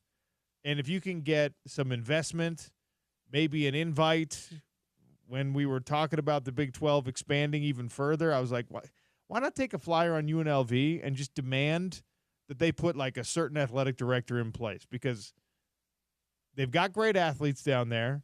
It's a real sports town now with name, image, and likeness and the opportunities from businesses that may or may not be associated with wagering, wink, wink, nudge, nudge. You could find ways to make a compelling case that UNLV could be an athletic program on the rise if they can get the right athletic director, the right coaches in place. But I don't want to digress too far. UNLV beats Houston to kind of give everyone in the Big 12 something to look at the ground about. Not ideal. You don't want to see that happen. And then West Virginia lost to Penn State. you never want to say, oh, that's excusable, but Penn State's a top 10 team this year. There's a lot of folks that feel like they're being slept on as a Big Ten championship favorite. So 34-12 in that one in Morgantown, West Virginia. Penn State goes in and spoils the party on the strength of a big second quarter by the Nittany Lions. And then it's worth mentioning Texas Tech, ton of athletes on this team. Great athletes, including some guys that transferred from Pac-12 schools. Jalen Conyers, the former Arizona State tight end, their best player offensively last year, is now in a Texas Tech Red Raiders uniform. 52-51 over Abilene Christian. And in overtime. An overtime game, Abilene Christian played their behinds off. Texas Tech made mistake after mistake, undisciplined mistake after undisciplined, what the hell are you doing kind of situation. Texas Tech, I thought, was going to be a sleeper team, and maybe they still end up being one, but they got a scare from Abilene Christian, who, to add insult to injury, Abilene Christian then gets in a bus accident after the game. 4 of their players got hurt in a bus accident. So it just sucks because they almost pulled off the big FCS, FBS upset, and instead they go home with a loss, the moral victory of almost getting it done in overtime.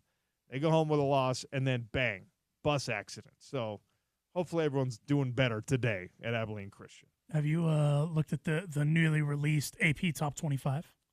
I have looked at the newly released AP Top 25. Are you excited that Utah moved up a spot? A whole spot.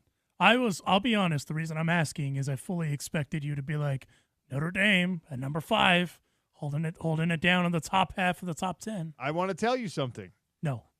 Notre Dame looked awesome against Texas A&M.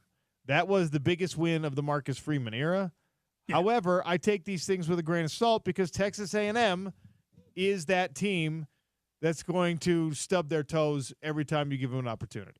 Well, they're kind of rebuilding, right? Like they got I forget what's his name, Elko from Duke as the head coach now, figuring it out. Clearly still figuring it out. Yes. Quarterback is coming back from a gnarly ankle injury. Best defensive lineman gets injured in the game. And and some stupid penalties too, like really stupid penalties. And by the way, some really questionable calls as well. Yes. Against Texas A&M, and I'm the Notre Dame guy. I'm a Notre Dame fan. I grew up a Notre Dame fan. I'm like, yeah, I want to see the Irish win this game. And, yeah, there were some things there. But, look, you give credit where it's due. Notre Dame did what they were supposed to do. They got the win. It wasn't one of these, like, controversial situations where the refs handed it to them. But there was some favoritism, maybe some help. It's also not easy to go down to Kyle Field and just pull out a win. Doesn't matter who you are. That's a tough place to play. So Georgia number 1, Ohio State number 2, Texas 3, Bama 4, Notre Dame 5, Ole Miss, the Fighting Jackson Darts at 6, Oregon at number 7. Oregon. Wow. We'll talk about that with Jeff Schwartz. Oregon with a narrow escape-ish against Idaho. It was Idaho. And by the way, on the Big Ten Network. Which took me an hour to find. Dude, so hard to find. Me and Josh Newman were texting about that. That was our gripe on Saturday. You know what? You can hold on to that and air that grievance on Friday. Any game that's on the Big Ten Network, you're going to be airing a grievance against. Facts. Oregon at 7, Penn State at 8, Mizzou at 9, Michigan 10, Utah, your Utes at number 11. I'm surprised Miami didn't go up a little higher, if I'm honest with you. Well, we learned how bad Florida State is. Bro, I don't feel bad for them because they're the Noles, but they are so bad. You know what? It makes me feel bad. I'm not yet accustomed to trashing college quarterbacks like they're pros, even though they're pros now. But you're about to. I like the Uiagalelei family. I like DJ, like him. Interviewed him a couple times. Solid kid. All right? Mateo, I hear good things about him. He's up at Oregon right now. The dad, Big Dave, cool. Like, supportive father, active in his kid's life, which you hope you are when your kids are in college, right? Like, willing to move the family to Oregon to be closer to them when they were playing at in Eugene and in Corvallis, respectively. Like that. And then what you see now is this guy who was at one point the number one recruit in the country, who's just kind of like, should play tight end. You should, if you want to see DJ Uyunglele be successful as a football player at the next level, he's going to have to move and play tight end. Well, and it's not like, and they went into this season with all of the hype in the world. Supposed to have an insane defense, insane offense. And then you just got wrecked by Check's notes. Boston College. You didn't have to check your notes. Okay, this is going to pain me to say this. So Miami is at 12. Right. Miami. At 13.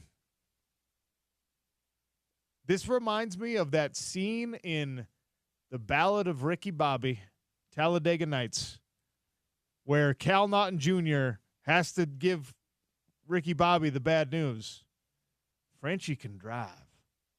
Because USC is going to be good this year, man. Yes, they are.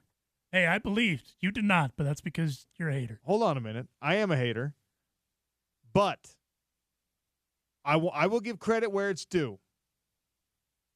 Lincoln Riley has a blind spot, and we have seen people, even in this market, correct their own blind spots. Previously in his career, Lincoln Riley had a blind spot for the defensive side of the football, and then he had a blind spot associated with his friend, Alex Grinch, who he brought from Washington State, which was a great hire at the time. At the time. Because he made Washington State's defense a lot more relevant. However, what you were doing is you were hiring an apple to do an orange's job. And he didn't really understand that. Alex Grinch improved Washington State's defense with a system and a scheme that disguised athletic deficiencies and size deficiencies. Because that's what you have to do at Washington State. And then when he was at Oklahoma, he didn't have athletic deficiencies and he didn't have size deficiencies. And he was still, in a lot of ways, running his same defense. And then he did the same thing at USC, where, again, at USC, I'm going to look into my YouTube camera here. No matter what anyone tells you, personnel is never the problem at USC. It just isn't. It's never a talent problem. And for the last couple of years of Big 12 play, there were folks saying, oh, yeah, no, they don't have the dogs on the D-line that they used to. Pac-12. Knock it off. Pac-12. What did I say? Big 12. Okay, sorry. Pac-12. Knock it off. They had an NFL guy or two on the front line, at the linebacker level, in the defensive backfield, for all of Alex Grinch's time at USC, and they couldn't turn into good defense. Personnel wasn't the problem. So to get back to the point, Lincoln Riley acknowledged finally, or maybe that acknowledgement was forced upon him, hey, I really need to fix this defense. Who's got the most impressive defense that I can readily access right now? I'm not going to go steal an Alabama coordinator. I'm not going to go grab somebody from Georgia probably to be my coordinator, even though we're paying top dollar. And he went across town and got Danton Lynn at UCLA, who had turned in an unbelievable defensive year. Just went across town and grabbed him. That is like that is such a power move. You cut the legs out from under your in-city rival, in-state, in-conference, in-city rival, and you bolster your own defense. Danton Lynn is an unbelievable defensive coach. He's probably going to get a head coaching opportunity sooner than later if he can really turn around this USC defense, which on the one-game sample size, it looked like he's already doing. And the UCLA defense already struggling. They struggled mightily against the Hawaii the Rainbow Warriors of Hawaii, which we got to go out to a game while they're not in the Punch Bowl. We got to go out to a game while Aloha Stadium is still like probably for the next 10 years being debated and fought over. Yeah, the Punch Bowl I felt like I was watching a game at Corner Canyon High School. Like the Punch Bowl is not large at all. Well, it's the smallest venue in Division I football, I believe. It's like 6,000 seats. I think it's the sounds about right. The Ching Athletic Center or whatever. It's the soccer field. Yeah, the soccer stadium. Yeah. And they put in some extra seats, like temporary risers. And it's like you and your crew setting up a concert at Rice Eccles Stadium. Yeah, it's a small show. Anyway, I neglected to actually deliver on what I teased. The Big 12 by the numbers. Here's a number. I'm just going to throw out one number, and then we'll take a break. We'll come back with some more numbers. Okay? This is why I keep telling you that Arizona is a game you have to keep an eye on. Tetairoa McMillan had 304 yards on 10 catches for 4 touchdowns. Which is bananas. You want a painful trivia that's going to twist a knife for you? As long as it's not USC related, sure. The last time an individual receiver in college football had a 300-yard game. Oh, no. I know where this is going. Do you know when it was? I'm going to play blissful ignorance here. It may or may not have been that Rose Bowl against Ohio State. Oof. Jackson Smith and Jigba? I don't want to hear the name. I omitted it on purpose because you're supposed to issue a trigger warning before you mention that on Utah fan airwaves. Fair. 5-yard penalty on Alonzo. 304 yards on 10 catches. All right? And look, New Mexico's defensive backs are just okay. They're well coached. They're starting to figure it out. Nick Howell, Bronco Mendenhall, they're good coaches, okay? And they got a good NIL program, too. So, I mean, they're figuring it out. They're starting to figure it out. It's going to take some time. But this is why I'm scared of that matchup, because you have that guy who, if Noah Fafita is given a clean pocket, at any given time in the game, he can just watch number 4 and wait for him to get open. That's all he's got to do. Just wait. T-Mac's going to get open. 300 yards. 304 on 10 catches, 4 TDs. What did I'm forgetting his name because painkillers. The running back from Oklahoma State. How he just Ollie Gordon? Bro. The way he went off, like, again, Arizona, not to disrespect your point, but Oklahoma State is kind of showing us like, oh, okay, also a problem. Yes. And they have a great offensive line. Yes. Very experienced offensive line. Receiving core ain't bad. Look, I think Utah's ready for the heavyweight fight. I agree. I believe that Utah's ready for a slugfest. I don't know if Utah matches up well against a little karate stance point fighter, Stephen Wonderboy Thompson, Michael Venom Page kind of business. You know what I mean? The unorthodox guy, huh? That's especially when you've got a starting corner who went down. And by the way, your starting corners already don't match up physically with T-Mac. I'm not trying to paint a grim picture, I promise. But I'm just letting you know that it's a grim picture. Big 12 by the numbers. Like there is a cheat code in Tucson, Arizona right now. And that's why Brent Brennan is wearing the lei on the sideline. Right. Because he's just like, I have 2 players right now who are the opposite ends of a battery that is going to win me an extra 3 games. Just those 2 guys. Just having those 2 guys healthy and happy, that wins me an extra 3 games this year. So after this weekend, your kind of takeaway is you're even more worried about the Arizona game than initially you were. Well, I'm more worried about that particular aspect of challenging Arizona. Okay. Because Tetairoa McMillan, we already knew that he was great. Did we know that he was, I'm just going to go off for 300 yards great? No. On 10 catches great? 30 yards a touch? Is insane. Stop it. Yeah, that's Anyway. insane. All right. Take a quick one in 3 minutes. One team in the Big 12 Conference had 4 running backs average more than 8 yards a carry. One team, and it's not Oklahoma State. I'll tell you who it was and why you should worry about them too. Sean O'Connell Show on your home of the Utes, ESPN 700.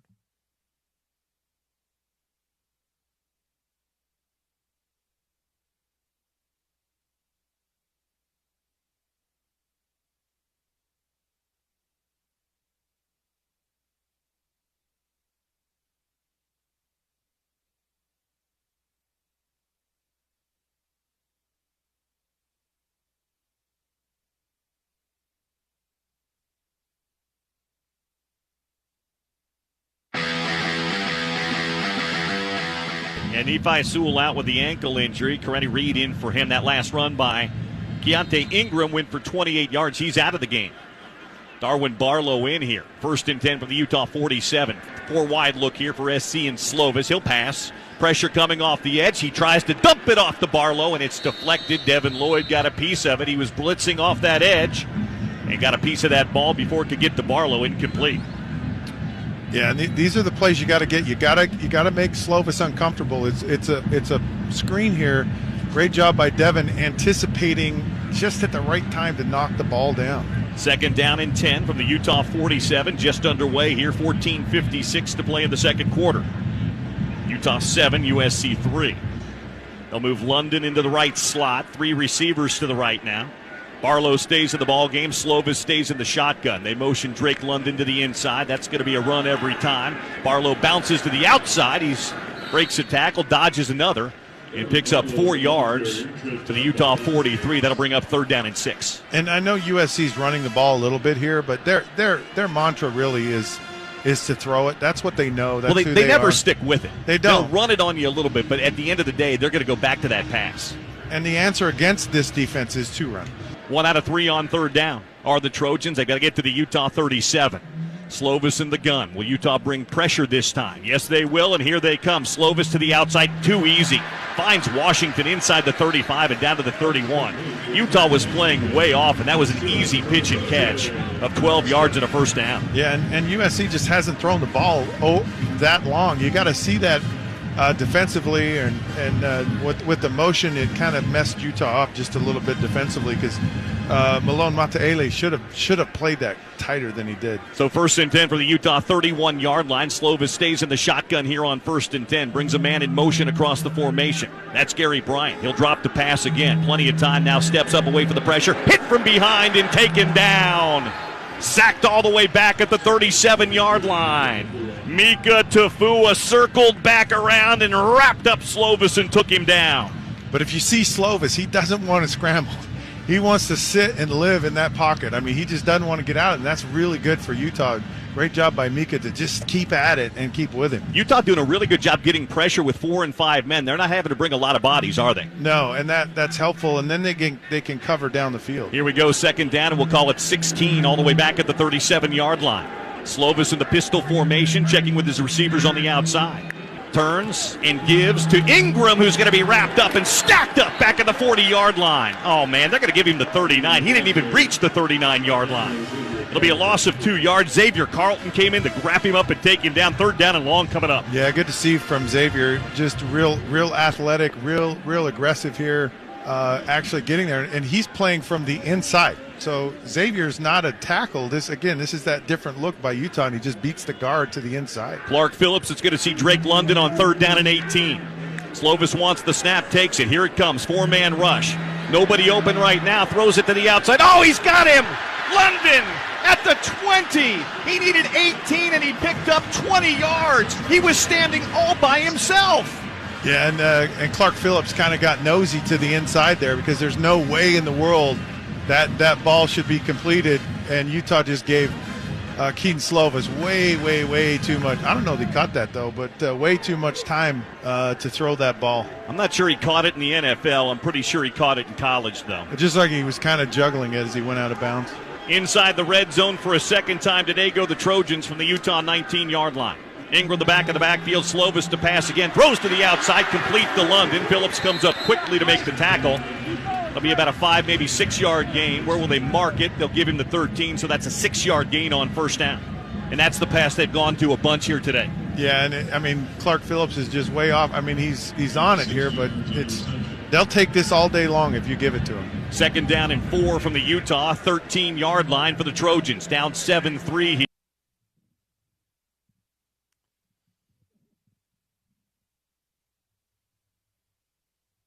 I made the mistake of sending my nephew a birthday present, not using Postnet. I just had the retailer ship directly to his house. His birthday was at the end of July. Guess what still hasn't arrived? Oh, no. And it's now September? We're into September. Wow. What did you send him? Like a like a pallet of something? No, just a hockey sweater. My sister has 2 boys. They live in Boston, and they are like crazy hockey dudes, right? So any hockey, anything is a great gift. They're in. And I'm trying to get them involved. That's why you got to go Postnet for all of your shipping, your printing, your packaging needs. 100%. Postnet cares. I promise you this. If I had sent this via Postnet, they would have made sure it got there. And if it didn't, they would have taken care of it already. So I would not be the bad uncle who has not yet delivered on an end of July birthday gift. Ask Postnet about virtual mail as well. Customer service like you have never experienced before. Go tell the dogs down in Draper I said hello. North Salt Lake, they're all over. Postnet.com. All right. Some Big 12 numbers. Jeff Schwartz is going to join me in about 5 minutes here. I promised you some Big 12 numbers. I told you about Tetaro McMillan and his 304 yards on 10 catches for 4 touchdowns. Wasn't the only impressive performance. Team-wise, there was one group of running backs in the conference that, first of all, the UCF 450 yards of rushing in their opening game. You take all these things with the appropriate amount of salt because of the opponents, but 400 yards of rushing against a high school team is pretty good. 57-3 over New Hampshire for UCF. And they had 4 guys who went over 8 yards a carry in this game. R.J. Harvey, 11 carries, 142 yards. I get it. But you get 4 guys with those kind of numbers, that's an encouraging performance. In the passing game, 6 teams had quarterbacks throw for more than 300 yards in the Big 12's opening weekend. Shedeur Sanders, 445. Noah Fafita, 422. Brendan Sorsby of Cincinnati, they didn't even look that great, 383. Baron Morton at Texas Tech, again, narrow escape over Abilene Christian for the Red Raiders, 378. Josh Hoover at TCU, 353. And how about Jake Retzlaff?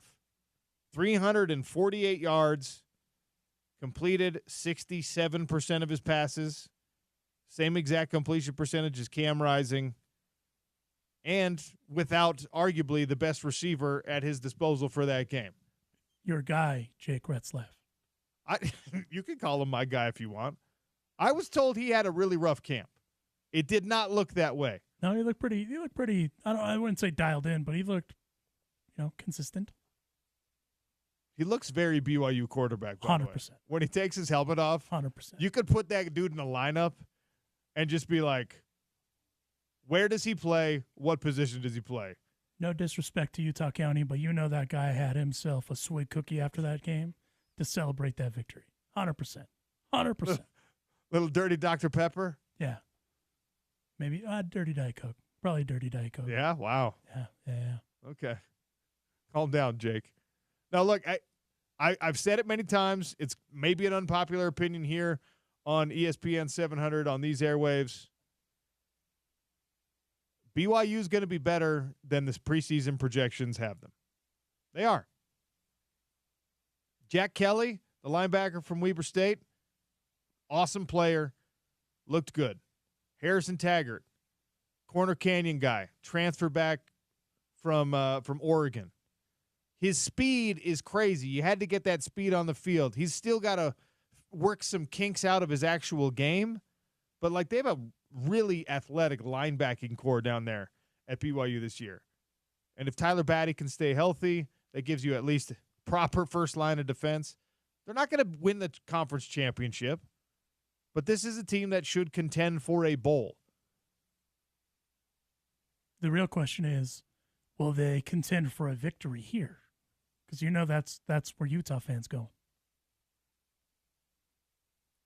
I will say this. There were many years where Utah had clearly the better roster, the more star-studded roster, and the game was close. Utah still find ways to win, but the game was closer than it should have been because it's a rivalry game, and oftentimes because BYU's star players in that game, it's the Super Bowl, and they played like it. There were years where without Taysom Hill doing things that were just outside of his mind, maybe the game doesn't look like it did. Maybe it doesn't come down to the final snap. And you had to stuff Taysom Hill on effectively a goal line stand not so many years ago, because if you get star players at BYU, not the depth, not the rank and file, but if you get the star players who emerge and they have their best game against Utah, it becomes an interesting contest. So I think November 9th we'll have a much better picture of what both of these teams really are. Hopefully BYU has good luck with injuries, because they certainly don't have the depth that Utah does or that other teams around the Big 12 do.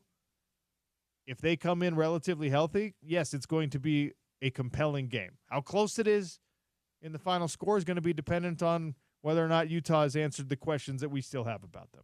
Well, and to your point, it's a rivalry game. So all logic goes out the window, because it's the Super Bowl, right? Yeah. So you're showing up to throw hands with your rival who you do not like. Don't like that set across the way. Those are some Big 12 numbers. The one that really jumps out, obviously, is the individual performance of Tetairoa McMillan. By the way, Colorado had 2 receivers go over 100 yards. Yeah. That's not good. You don't want to see that. You don't want to see multiple guys at one school going over, and that was against a solid team, a solid opponent. So what you're saying, I assume, is the big surprise for you was the receiving kind of depth of the conference kind of took you by surprise. Am I hearing that right? Well, there was some of that. Colorado had 2 guys that went for over 100 yards apiece. You had Tetairoa McMillan, who obviously had an unbelievable. Josh Kelly, the Washington State transfer to Texas Tech, 156 yards receiving. Like, you're going to need your pass rush dialed in, and more importantly, your defensive backfield and your coverage schemes dialed in, because no one's holding the ball long enough for you to get sacks reliably right now. All right. We got to take a break. Jeff Schwartz, my good friend, longtime co-host of mine, he joins us to talk about the weekend that was in college football, the weekend ahead in the NFL. Big news from the San Francisco 49ers. Arguably the best player at his position, at any position, back in camp for the Niners. We'll get to it all with Jeff Schwartz in 3 minutes on ESPN 700.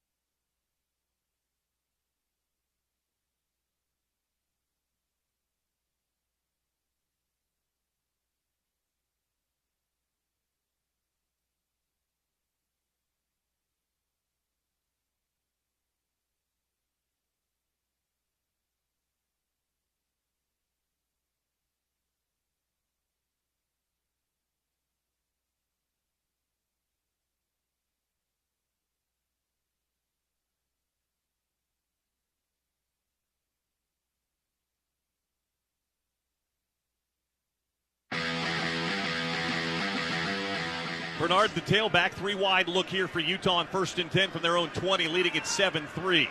Covey the motion man across the formation, left to right. Now he'll come back right to left. Play action pass for Rising. They try to set up the screen, and then he just throws it at the feet of Brant Keithy. Number 80 was in the area of the pass. Second down. We haven't seen a lot of screens this year. They tried to set one up, but SC was ready for it. Yeah, and what happens is Keithy's blocking, and the guy doesn't go past him.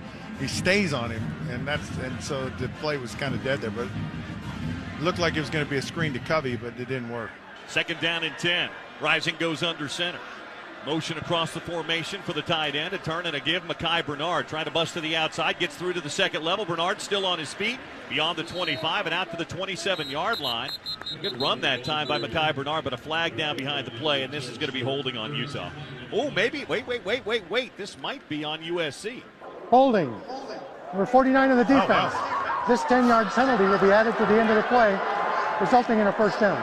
You don't see it often from a lineman on defense, but Tuli Tuipulotu grabs somebody, an offensive lineman, on the inside that time. That'll be an automatic first down. Yeah, and typically you see that on pass plays. But sometimes these defensive linemen, they try to hold when they're going to have a double team block, and it makes one guy not be able to do it. You do not see it very often. But when you do, it's a big deal. Yeah, Bailey and Howard to the right-hand side here. 2 tight ends in the ball game. Tavion Thomas the back of the ball game now. As Keithy goes in motion, Rising under center, a turn and a give. Tavion Thomas, not much there. Tavion running with both hands around the football. He's had fumbling issues, and he gets cut down right at the line of scrimmage for no gain. Yeah, and it's good to see him back in the game. I'm sure he spent the whole bye week with a football taped to his body. Probably slept with it at night, but good to see that he ran and didn't fumble. Raymond Scott made the tackle. Raylan Goforth not in the game yet. He has to sit out the entire first half. He got ejected for targeting in their last game. 2nd down and 10 for the 36-yard line. Hand off straight ahead. That's Mekhi Bernard. Not much there. He picks up 2 to the 39-yard line. And a flag comes in after the play. And this one's going to go against Utah, I think. I think it's going to be an unsportsmanlike after the play, Scott. It is. After the play, unsportsmanlike conduct. Number 55 of the offense, his first of the game.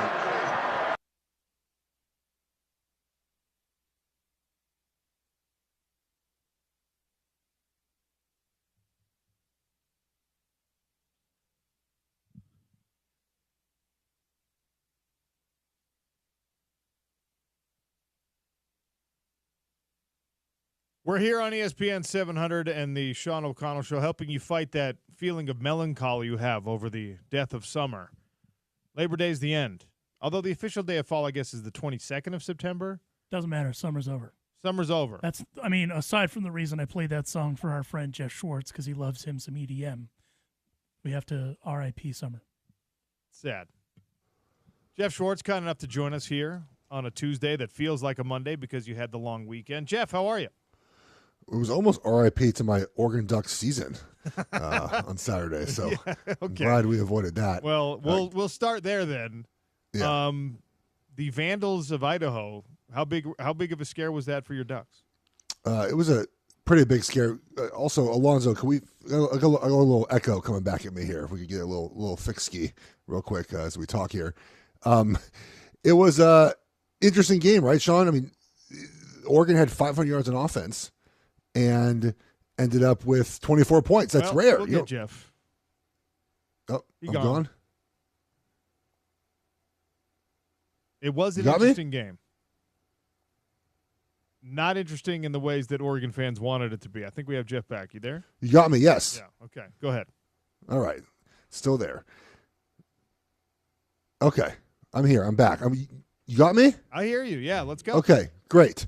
All right. So Oregon had 500 yards on offense. Sean had 31 first downs. And, it's one of those games where, it's a good reminder to your team that every play matters, right? And every mistake you make, it can be magnified in moments, right? Like you have a strip sack, which our right tackle Cornelius did not allow a sack last season. He was a little bit lazy in his technique. He got beat. He allowed a strip sack in the red zone. We probably scored to finish that drive, and now we have 21 points in the first half. And then, Cornelius also lined up in the backfield one play. That we had a big chunk play that got called back. We missed a field goal on that drive. So it's a reminder that every play matters, right, Sean? And then I also think that a big part of this too, and we talk about this a lot, is explosive plays. I've mentioned this to you with Utah for so many years, I don't know right? what's going on. I'm gone. What happened got me? there? Now I hear you again. Whatever you were touching, don't touch it again. I'm not touching anything, buddy. No, I'm talking to Alonzo. I don't know what's. You've seen my setup for 5 years. I don't do anything. Okay, well, I will say this: if I have one more technical difficulty on this show, I am going to throw a chair through a window. It's getting absolutely insane. So keep going, Jeff Schwartz. Okay. So, it's also an example about explosive plays, right? Oregon did not generate explosive plays. And then you have these long drives, and they're college kids, and they make a mistake, and all of a sudden that mistake ruins your drive. So all the things I talk about as far as successful college football, Oregon did not do in this game. And that's why it was close. I didn't think we were going to really lose, and we allowed 14 points, and 70% of the yards we allowed were on 3 screens and a trick play. I mean, that's sometimes when you play Idaho, that's what happens, right? So, look, it's a gut check, right? We'll see what happens in practice this week and how these guys respond, because I know Lanning's going to test them in practice this week. Well, it was interesting. His post-game comments are being kind of like cycled, and they carefully cultivate everything that we see from locker rooms. And, they put it out there. Oregon put it out there where he basically had, some firm words after the win for the team. He wasn't screaming at him, and that's being compared to the leadership style of Brian Kelly, who was pounding the table and things like that. That was fake anger. You thought, are you accusing Brian Kelly of ever portraying himself in a disingenuous manner? We've never seen that I am, I know, right? His southern accent just wasn't there in that press conference. It was weird. I'm so dang angry. It's nonetheless, that felt. Yeah, look, Lanning's. I was surprised they released their little winning. They do that video they release every week, right after they win games, Sean, and normally it's 5 to 7 minutes, 8 minutes. This was 2 minutes and 20 seconds. I was shocked they did it. Half of it was Dan Lanning telling his team, I'm not telling you this was a good win. I'm not gonna lie to you guys and come up here and be like, great win, guys, we fought through it. He goes, that wasn't our standard. I'm not gonna tell you it was. I'm not gonna lie to you guys. I mean, I like hearing what he has to say in these moments. But again, I keep going back to things I've said in the past. I think it's important to reinforce these things, Sean. This is his 3rd year coaching as a head coach. He has not had this moment before, right? Now, they didn't play well against Georgia. That's Georgia. That happens, right? That's his first game. This is an Idaho game where teams are picking you to win the championship. Yeah. And you come out flat like that. So all these little moments, I think, make coaches stronger if they handle it the right way. If they don't, it can make them weaker. So this is, to me, a test of Lanning's coaching ability and how he's able to sort of figure things out after some adversity. And I hope it's not that close against Boise this weekend. All right, in the Big 12, because that's where Utah's playing, you saw a weekend where Oklahoma State had a tough test from South Dakota State. Now, that's an FCS team, but they're an FCS perennial power. And, Oklahoma State handled it, 44-20 in that one. Kansas State, another ranked team in the Big 12. They mopped up UT Martin. Arizona went off on a New Mexico team that had already played in week 0, so it was a little bit further along in their season, but 61-39. Actually, Arizona gave up a lot of points, more points in that one than I think that they wanted to. Arizona State had an interesting game.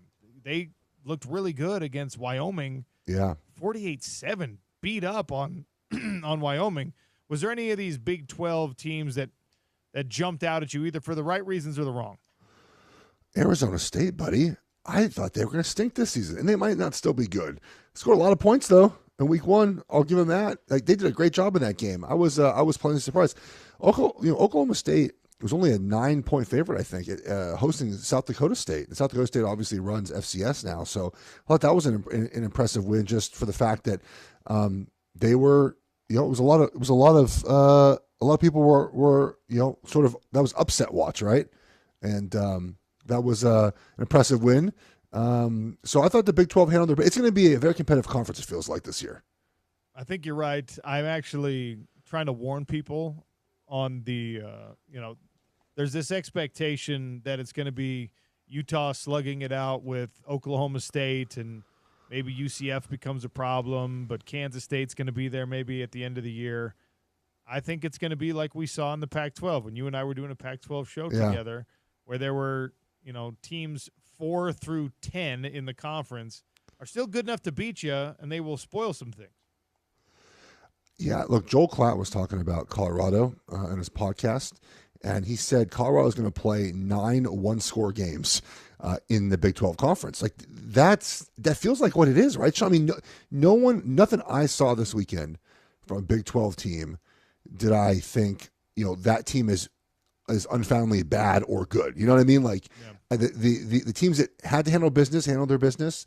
The teams that Colorado sort of sneaked by, but I thought Colorado was sort of the team that they're going to be. I love Nebraska this weekend, by the way, in that game. And again, I think that the biggest surprise to me was that Arizona State offensive output. Arizona State is an underwin this year. It was like one of my favorite plays of the entire season. I just did not expect this from Arizona State. I feel like me and you especially, are on the Tetaroa McMillan bandwagon early. We were early to the bandwagon, Sean. How about that? 300 yards? That's ridiculous. And look, New Mexico is not the best defensive backfield you're going to face. But it's just the fact that he runs away from whoever's guarding him and whatever bracket coverage you're trying to put on him. It's just like, doesn't matter. I'm going to beat it. 300 yards it's just a stupid stat line. But also he's 6'4". It's not like he's 5'11" running away from guys. He's 6'4". That reminds me, by the way, Jeremiah Smith, Ohio State, 5-star recruit. He looked incredible in that offense in week 1 for Ohio State. It reminded me of McMillan. He's that size. And so I was impressed with the ability for Arizona to just get up. Look, new coach, right? It wasn't Jed Fish. It was Brett Brennan, and to sort of be able to play that well early on was a good sign. Again, defensively though, to be fair to Arizona, they lost a lot, right? They lost their D coordinator, they lost a bunch of transfer portal guys. So defense sometimes either side of the ball takes a little bit of time to come along, and everyone says week 1 to week 2 you make the most improvement. Have you ever bought that, by the way?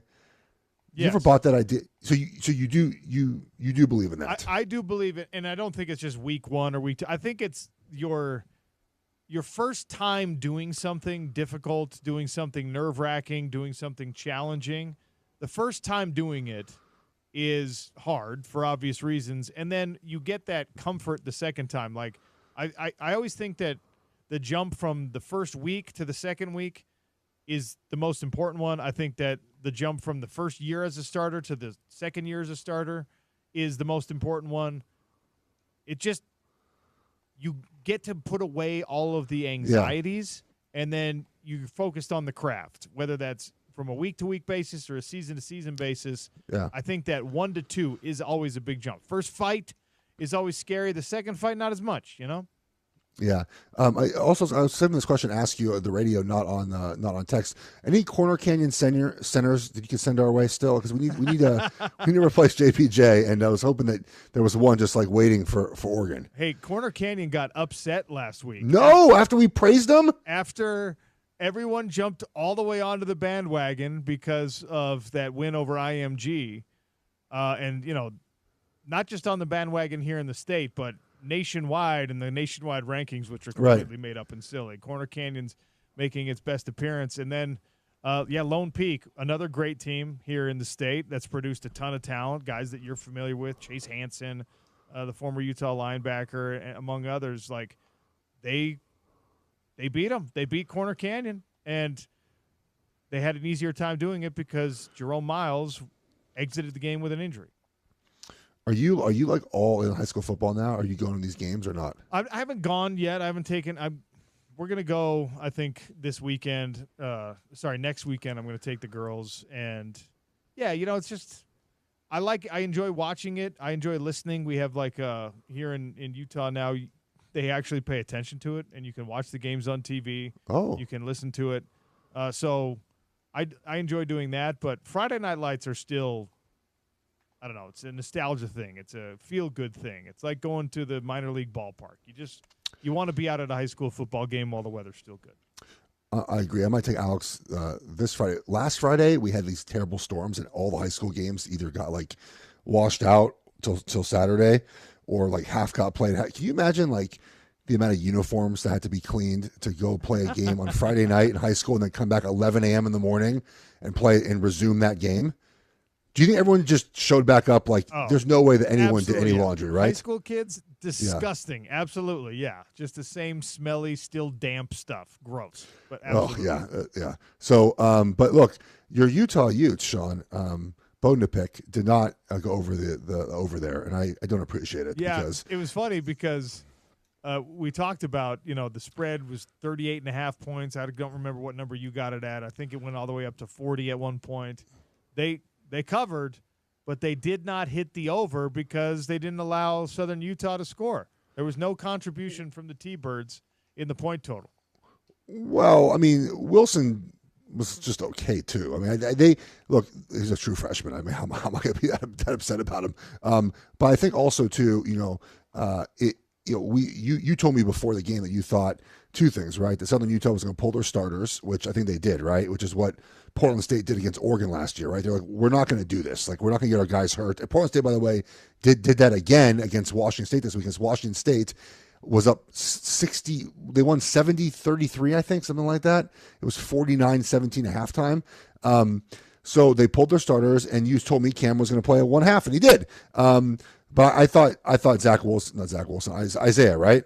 Isaiah Wilson? Isaac Wilson. He looked like a true freshman, right? I mean, there was that one interception he threw was just sort of like a high school thing, right? Like, I can make this throw in high school. You can't in college football.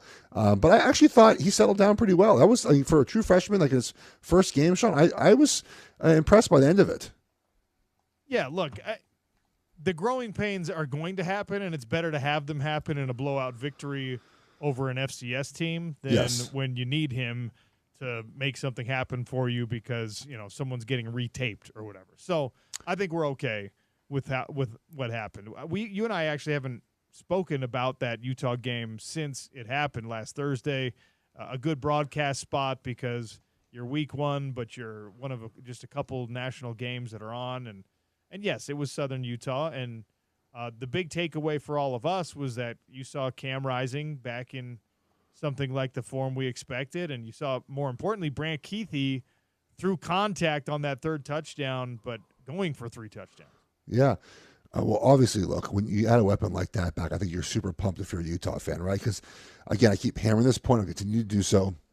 You have to generate explosive plays. And Brant Keithy, even though he's not a wide receiver, he's a weapon that can do that. Because, dude, a tight end in college football is like a rare diamond. You don't get them that much in college football. Think about it. Who in the country? I can name you 15 schools that have the best wide receiver in the country. I can name you like 3 with tight ends. Like, they're not really guardable. Like, is a safety guard them? Is a linebacker guard them? Same problem in the NFL. It's just exacerbated in college football because there's much more space too, right? So having a guy like that is incredible. I thought Cam Rising looked comfortable back there. I thought he looked he just looked like he used to play a lot of football, but didn't look, gunshot. He ran the ball a little bit. I do think his mobility is less, right? He looked a little bit less mobile, which is not surprising, but you don't need him to be the mobile player that he might have been in the past, Sean, because you just need him to run a couple times a game to keep defenses honest and just scramble. Like that's it. Like, you don't need a lot from him. I thought, he looked like a guy coming off an injury in that part of his game, but other than that, man, I was pretty impressed that Utah looked like they should, which is always a takeaway in these games. Does it look like it should? Because a lot of times it didn't look that way for Oregon against Idaho. So Utah looked like it should against Southern Utah. All right, real quick, because I know you got to go. Trent Williams and the 49ers are coming to an agreement. They're ending the holdout. Was this just a veteran not wanting to go to camp? I think he wanted money, but I think part of it was he didn't want to go to camp and do camp without getting the money. I think they're always going to pay him. They have to pay him. They don't have a choice. They've seen the offensive line. They don't have Trent Williams. They don't have an offensive line. Like, he had to get paid. So I think it was both, Sean. He wanted more money, which he deserved, and he didn't want to be in training camp asking for it. How much are they going to regret paying Ayuk $30 million a year?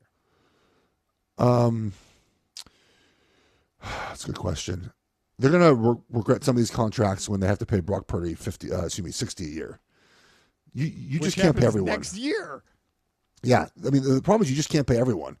There's just not enough money to go around. You're going to end up with a team that is very, very top heavy, and you're not going to have depth. Which, to be fair, Herm in the Super Bowl, an offensive line, you just have depth there, right? Like that, you never know when these things matter, and they seem to always matter like at the worst time. And that happened to be in the Super Bowl.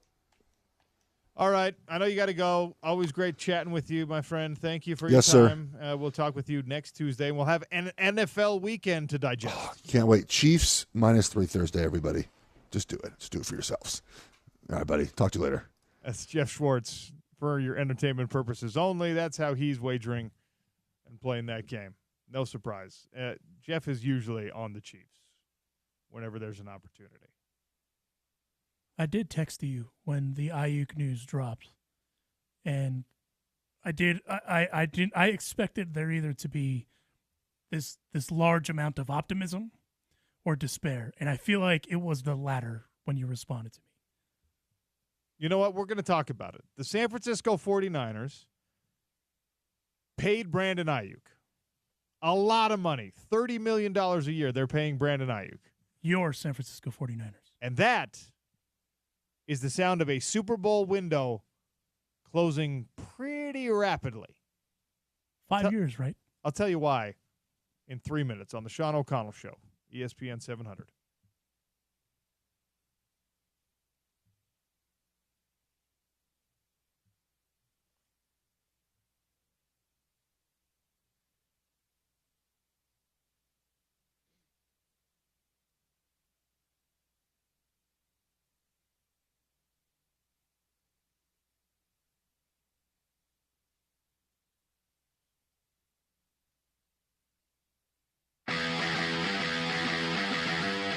Bernard, the tailback, 3 wide look here for Utah on 1st and 10 from their own 20, leading at 7-3. Covey the motion man across the formation, left to right. Now he'll come back right to left. Play action pass for Rising. They try to set up the screen, and then he just throws it at the feet of Brant Keithy. Number 80 was in the area of the pass. Second down. We haven't seen a lot of screens this year. They tried to set one up, but SC was ready for it.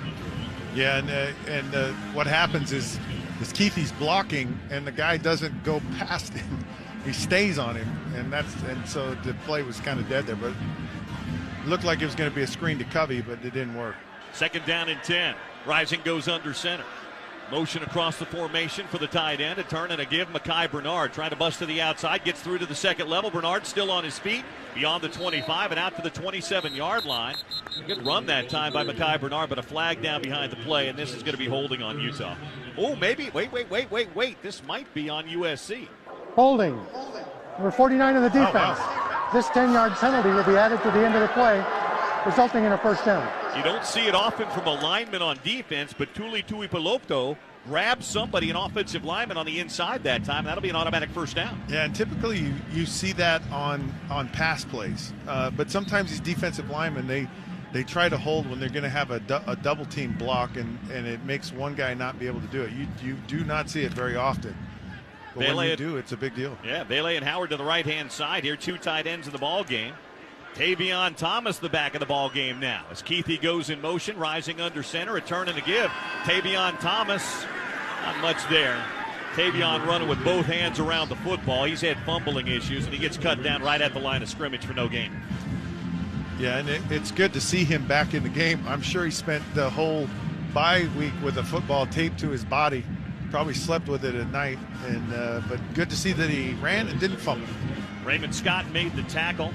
Raylan Goforth not in the game yet. He has to sit out the entire first half. He got ejected for targeting in their last game. 2nd down and 10 for the 36-yard line.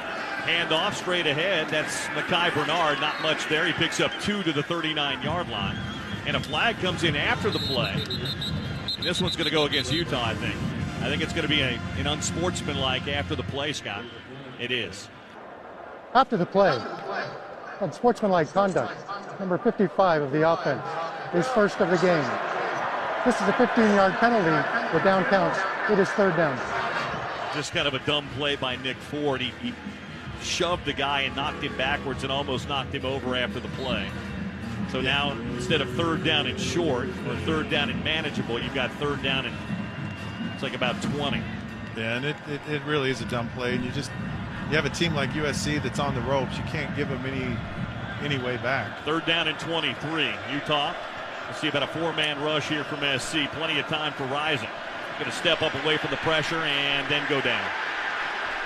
He'll be dropped for a sack and a loss of 2, and that was an awful offensive series that time around by Utah. They didn't have that same rhythm they had in that last offensive series, and USC gets them off the field. 27 for USC, now number 45. Yeah, and it's so important for Utah to have a positive play on first down. And that screen play that kind of just didn't go anywhere just kind of set the tone. They're just number 21 is also wearing 92. A young team that's just trying to find itself a little bit here offensively, and it's going to be kind of iffy up and down. Peasley to punt. They're coming after it, and they don't get it. It's a short punt by Cam Peasley. It's across the 50, checks up, and goes out of bounds at the Utah 49. Bad offensive series and a bad punt by Peasley. Timeout on the field. And SC is going to start with the best starting field position of the night so far, just a 28-yard punt. When we get back, 8:22 to play. Utah leading it, though, 7-3 here at the Coliseum. 8:22 to play here in the first half, and Utah holding a 7-3 lead. But we say this a lot, Scott. The Utah defense has been on the field a lot here in this first half. You'd like to have a drive, even if it doesn't come out in points, that at least keeps the defense on the sideline for a bit. Yeah, and the defense has done a great job of really holding USC to not a lot. Wheels, but the offense clearly got to get better. Nephi Sewell is actually back in the game now. That's Stop good by your to local see. Les Schwab. Three linebackers on first and 10 from right midfield here for USC. Slovis is going to play action. Takes the handoff, looks deep down the field, then throws it into the flat to Ingram. Ingram going to be wrapped up and taken down on a terrific open field tackle on the outside there by Kamoy Latu. After a gain of about 3 to the 47-yard line. Good. That's not an easy tackle to make. No, great tackle, and just a nice job of just committing to the tackle and going. As we ramp up to an NFL weekend, Brandon Ayuk got paid by the San Francisco 49ers after his extended hold in at the 49ers camp. And they paid him what he was asking for at the beginning. I don't know why this took so long. That was the one thing I was confused by, because he was holding in, asking for more money, and then you kind of hear them say, "Nah, we'll give you half of that." And then I see the news, and it's like he's getting $30 a year. I was more perplexed by that than anything. It was always, the request was always, I want to be in that 30 per year range, and they wanted the 100-ish in guaranteed money. Right. And the 49ers were kind of flexing and saying, look, no, you're not going to get that. And by the way, they let him explore the market, and the market told him you're not going to get that. And then the Niners gave it to him anyway. Which is crazy. Like, that I thought was going to resolve things when they were like, okay, here's who wants you. All right, Cleveland is interested, New England's interested, but they're not kind of. So go out and flirt with them, and you're going to come back, and you're going to say, never mind, and we're going to come to an agreement on like $21 million a year, and that's still generational wealth for your family. We're going to give you a 68 guaranteed, and everyone's going to be happy. And instead, they gave him what he was asking for the whole time. It makes no sense. And the reason, and I'm a 49ers fan from the time I was 4 years old.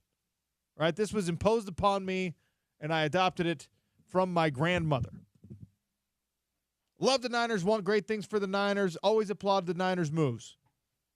But this makes very little sense to me. Is Brandon Ayuk a top 5 wide receiver in the NFL? No. The other guys that they are paying crazy money to, and we're going to get the details on Trent Williams and his extension or his restructuring because his holdout is ending. You saw the images of him getting on the plane with his dog going back to San Francisco.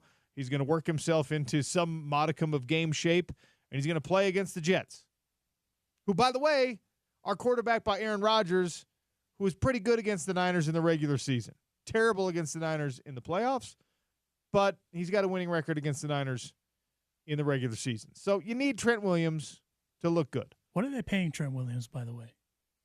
He was making, we could look it up. He was the 5th highest paid tackle in the game. Because they restructured his deal. That was a part of the situation, right? That they had to restructure it to make it make sense or something to that effect. Well, they had to restructure somebody else's contract to free up the $5 million in cap space, I think. That's right. In order to make it so that you could re-sign him. And the deal with Trent Williams is that he was like, he's making, let's see, 6-year, $138 million. He's only making $21 million in 2024 as of right now. How will he survive?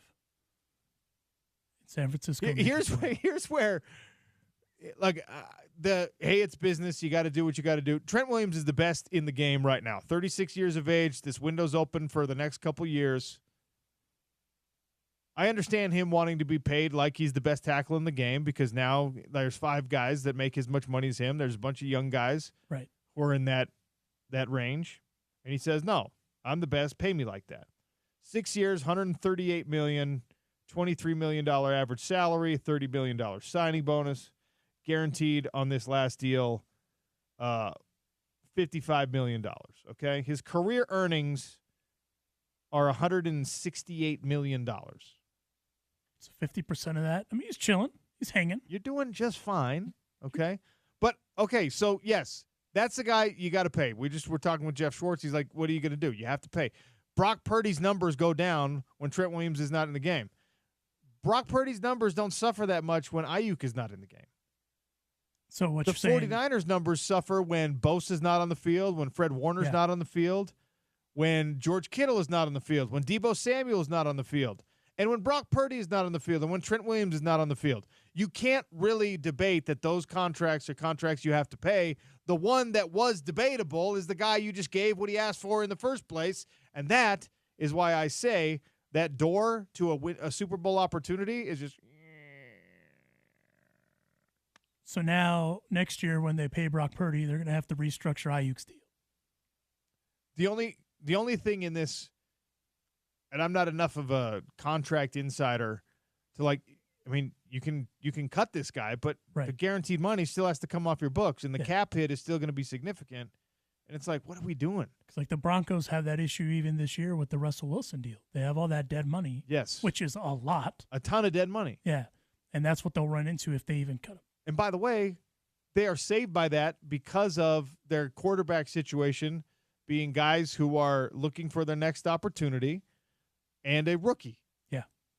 The 49ers have been able to afford this roster because Brock Purdy's on a rookie deal. He's making $1 million this year. $900,000. That's insane. It's going to go from $900,000 to probably $62 a year. I would like that kind of raise. Same. I don't need $62 million. Just give me the same 6,200% raise that he's getting. I'll take that $62 million for a year. Like, I don't need it for multiples. Just give me 1 year. Cut me immediately. Oh, it's insane. Yeah. But the 49ers are making these moves, and they're not the only ones. Like, CeeDee Lamb got his money. Got paid. After my favorite part about that, too, similar to the Niners, is that Jerry went out in public and said, we don't need to look at this right now. We don't need to talk about this right now. 10 minutes later, Brink's truck rolls up to CeeDee Lamb's crib. Paid. With an uncertain quarterback situation after this year. By the way, little aside here, because we gotta start adjusting our sights and our expectations and including pro hockey. Yeah. So Leon Draisaitl, who is the second best player on his own team, signed a record extension this year, or yesterday. He's getting $13 million a year. He's going to be like the third or fourth highest paid guy in the NHL, doing it all. These guys have to do everything. They're not specialists. Yeah. Right? $13 million a year. That's like the equivalent of like whatever Steph Curry's extension was, right? In the NHL terms. More or less, right? Yeah, ish. I think Austin Matthews is still the highest paid. Kucherov is up there, but like obviously Connor McDavid and now Leon Draisaitl, and you're paying this guy $112 million, but it's over multiple years. 8 years or something, right? Yes. See, as a neophyte in the hockey, I'm gonna have to learn some of these names. I know who Ovi is, though. I'm Okay. Congratulations. We're getting there. We're getting there. Yeah. You're referring to Alex Ovechkin? Yeah. Who's in the twilight of his career? Wow. I didn't mean it like that, bro. You did. Wow. No disrespect to you, Mr. Ovechkin. He's got as much gray in his beard as I do. Ovechkin would hurt me just by looking at me. So the San Francisco 49ers, John Lynch, look, we all love everything about this guy. He's the Stanford educated, do it all, like square, all-American, aw shucks, I'm going to the Broncos and I'm just going to be like, I'm going to end up smashing people. Like, he is very easy to root for. Yeah. I've liked his decisions in San Francisco, except for some of the drafts. But this is bananas to me. And I think it's an acknowledgement for the Niners. They're just like, hey, well, we might as well sell out now. Let's just pay all the money now. And then we'll suffer through what comes when we can't pay every one of these guys. It's not just the offensive side of the ball. There's going to be a time when you have to start asking Nick Bosa to restructure something. And that's not going to be good for your team. So good luck to myself and all the Niner fans in this 2024-2025 season. Got to win the Super Bowl this year, because after that, it gets really dicey. I think it could happen, though. 4 years, $120 million.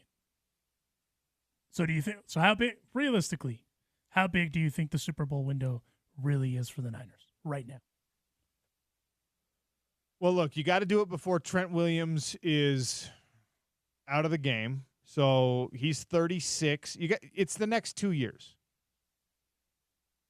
Because you can probably hold together the house of cards right the first year that you give Brock Purdy that $60 million. And then after that, you're going to be like, okay, well, we need some depth at these positions. We got to figure out what we're going to do with Debo. We put a lot of miles on those tires, and we pay him a lot of money. Kittle isn't getting any younger. Kittle's not getting any younger, and his role – I should say this. If Ayuk starts being the option in the receiving game that takes away your need for George Kittle to be scoring touchdowns, and you can now just say, hey, Kittle, look, your role's different, dude. Like, we love you. We know you like it here. We're going to restructure your contract because now you're the league's best blocking tight end who can also, in a pinch, score for us. But we have Debo, we have C-Mac, we have Ayuk, and Ayuk gave us 12 touchdowns last year, so we're good. We're golden here, all right? I just don't foresee that happening. And right now, as of right now, you have given $30 million a year to a guy who is no better than the fourth option in your offense. You'd rather have, if I told you, hey, Alonzo, we need to score a touchdown, the San Francisco 49ers need a tutty to win this game. Who do you want the ball going to? C-Mac or Debo? You're saying, okay, Christian McCaffrey 1, Debo 2, Kittle 3. Kittle 3. Maybe we could talk about Ayuk now at 4. Yeah. Yeah, I agree with that. I don't know if there's another team in the league who is paying a fourth option $30 million a year. I don't even know if there's an NBA team where the salaries are even more inflated that are paying a fourth option $30 million a year. That's like Robert Horry getting $60 million a year on those 2000. Big shot, Rob. He deserves it. Oh, 100%. 100%. All right. Maybe it'll work out. I hope it does. You know, as a Southern Californian, I hope it doesn't work out. But for you and our friendship, I hope it does. Because I know that if they go to the Super Bowl and they lose, you're just going to throw yourself on the floor and throw a tantrum. You mean again? Yeah. If they do that again? Well, again. So I'm not trying to rub salt in the wound. You mean again? Again, if it happens again, then yeah. I wouldn't even throw like a real, like one of those outward tantrums. It'll be like the slow burn where I'm just like grouchy on the inside. And everyone's like, what's his problem? The Niners lost again. Don't talk to me. I can already see it now at the house. The wife and girls are just like, just give daddy some time because there's a lot of pain happening inside. Why? his football team lost. You know what's the worst though is like my kids are now they think it's funny because I'm a troll and so are they because Right. I've raised them to be. Where like if I'm like go Niners, they're like go Chiefs. Same in my household. That's why we don't talk about sports. It's the worst. All right. I see Spence Checketts. He just poked his head into the studio here at ESPN 700. Some crosstalk coming your way. We'll find out what's coming up on the drive. We'll give away some tickets. I've got a trivia question for you. We'll give away tickets to the Fight Con that's coming on October 5th. You're going to want to head out for that. We also have Dan and Shay coming to the Utah First Credit Union Amphitheater September 20th. Pair of tickets to that, a pair of tickets to Fight Con in 3 minutes on the Sean O'Connell Show, if you can answer my question. It's ESPN 700.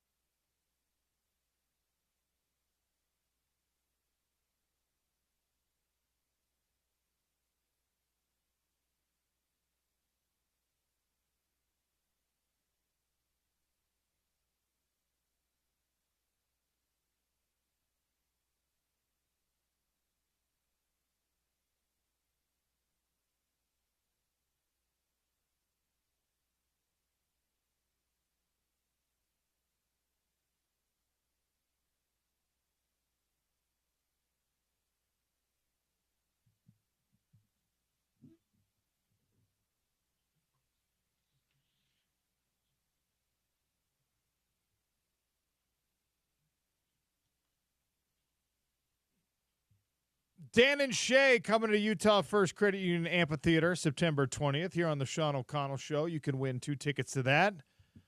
If you can text the answer, 877-353-0700 to our Dish Pros text line to this question, opening weekend of Big 12 football. How many Big 12 quarterbacks threw for more than 300 yards in the opening weekend? How many? 877-353-0700. Talked about that a little bit on the show. Big 12 by the numbers. Some wild, wild performances. You would think that, 150 on a few catches from Dijon Stanley would really stick out, and then T-Mac goes off for 304 yards. A wild weekend. Fun stuff coming up on the show tomorrow, by the way. We have Coordinator's Corner. Andy Ludwig joins the show. Right off the top, we'll start the show with the offensive coordinator from the University of Utah. Brett McMurphy going to join us as well. Alonso's just killing it on the guest booking. And the voice of the Baylor Bears as well. Looking forward to that. I'm not killing it as much as you're killing it, Sean. Oh, shucks. Hey, since we have the Avengers in the room here. Oh, wow. Spence Checketts and which Avenger would I be? That's a good question. I would say, I think you're a Hulk. I'm probably the Hulk today. Probably the Hulk, yeah. Oh, sorry, Spence. No, you're good. Hello. I think I'm mic 3. I'm not hearing you, Spence. I don't know. Hello, why. check. Is Spence's mic going to be turned on? Hey, there we go. Let's try that now, Spence. How's this one? Oh, there we go. Hello. Okay, so mic 4.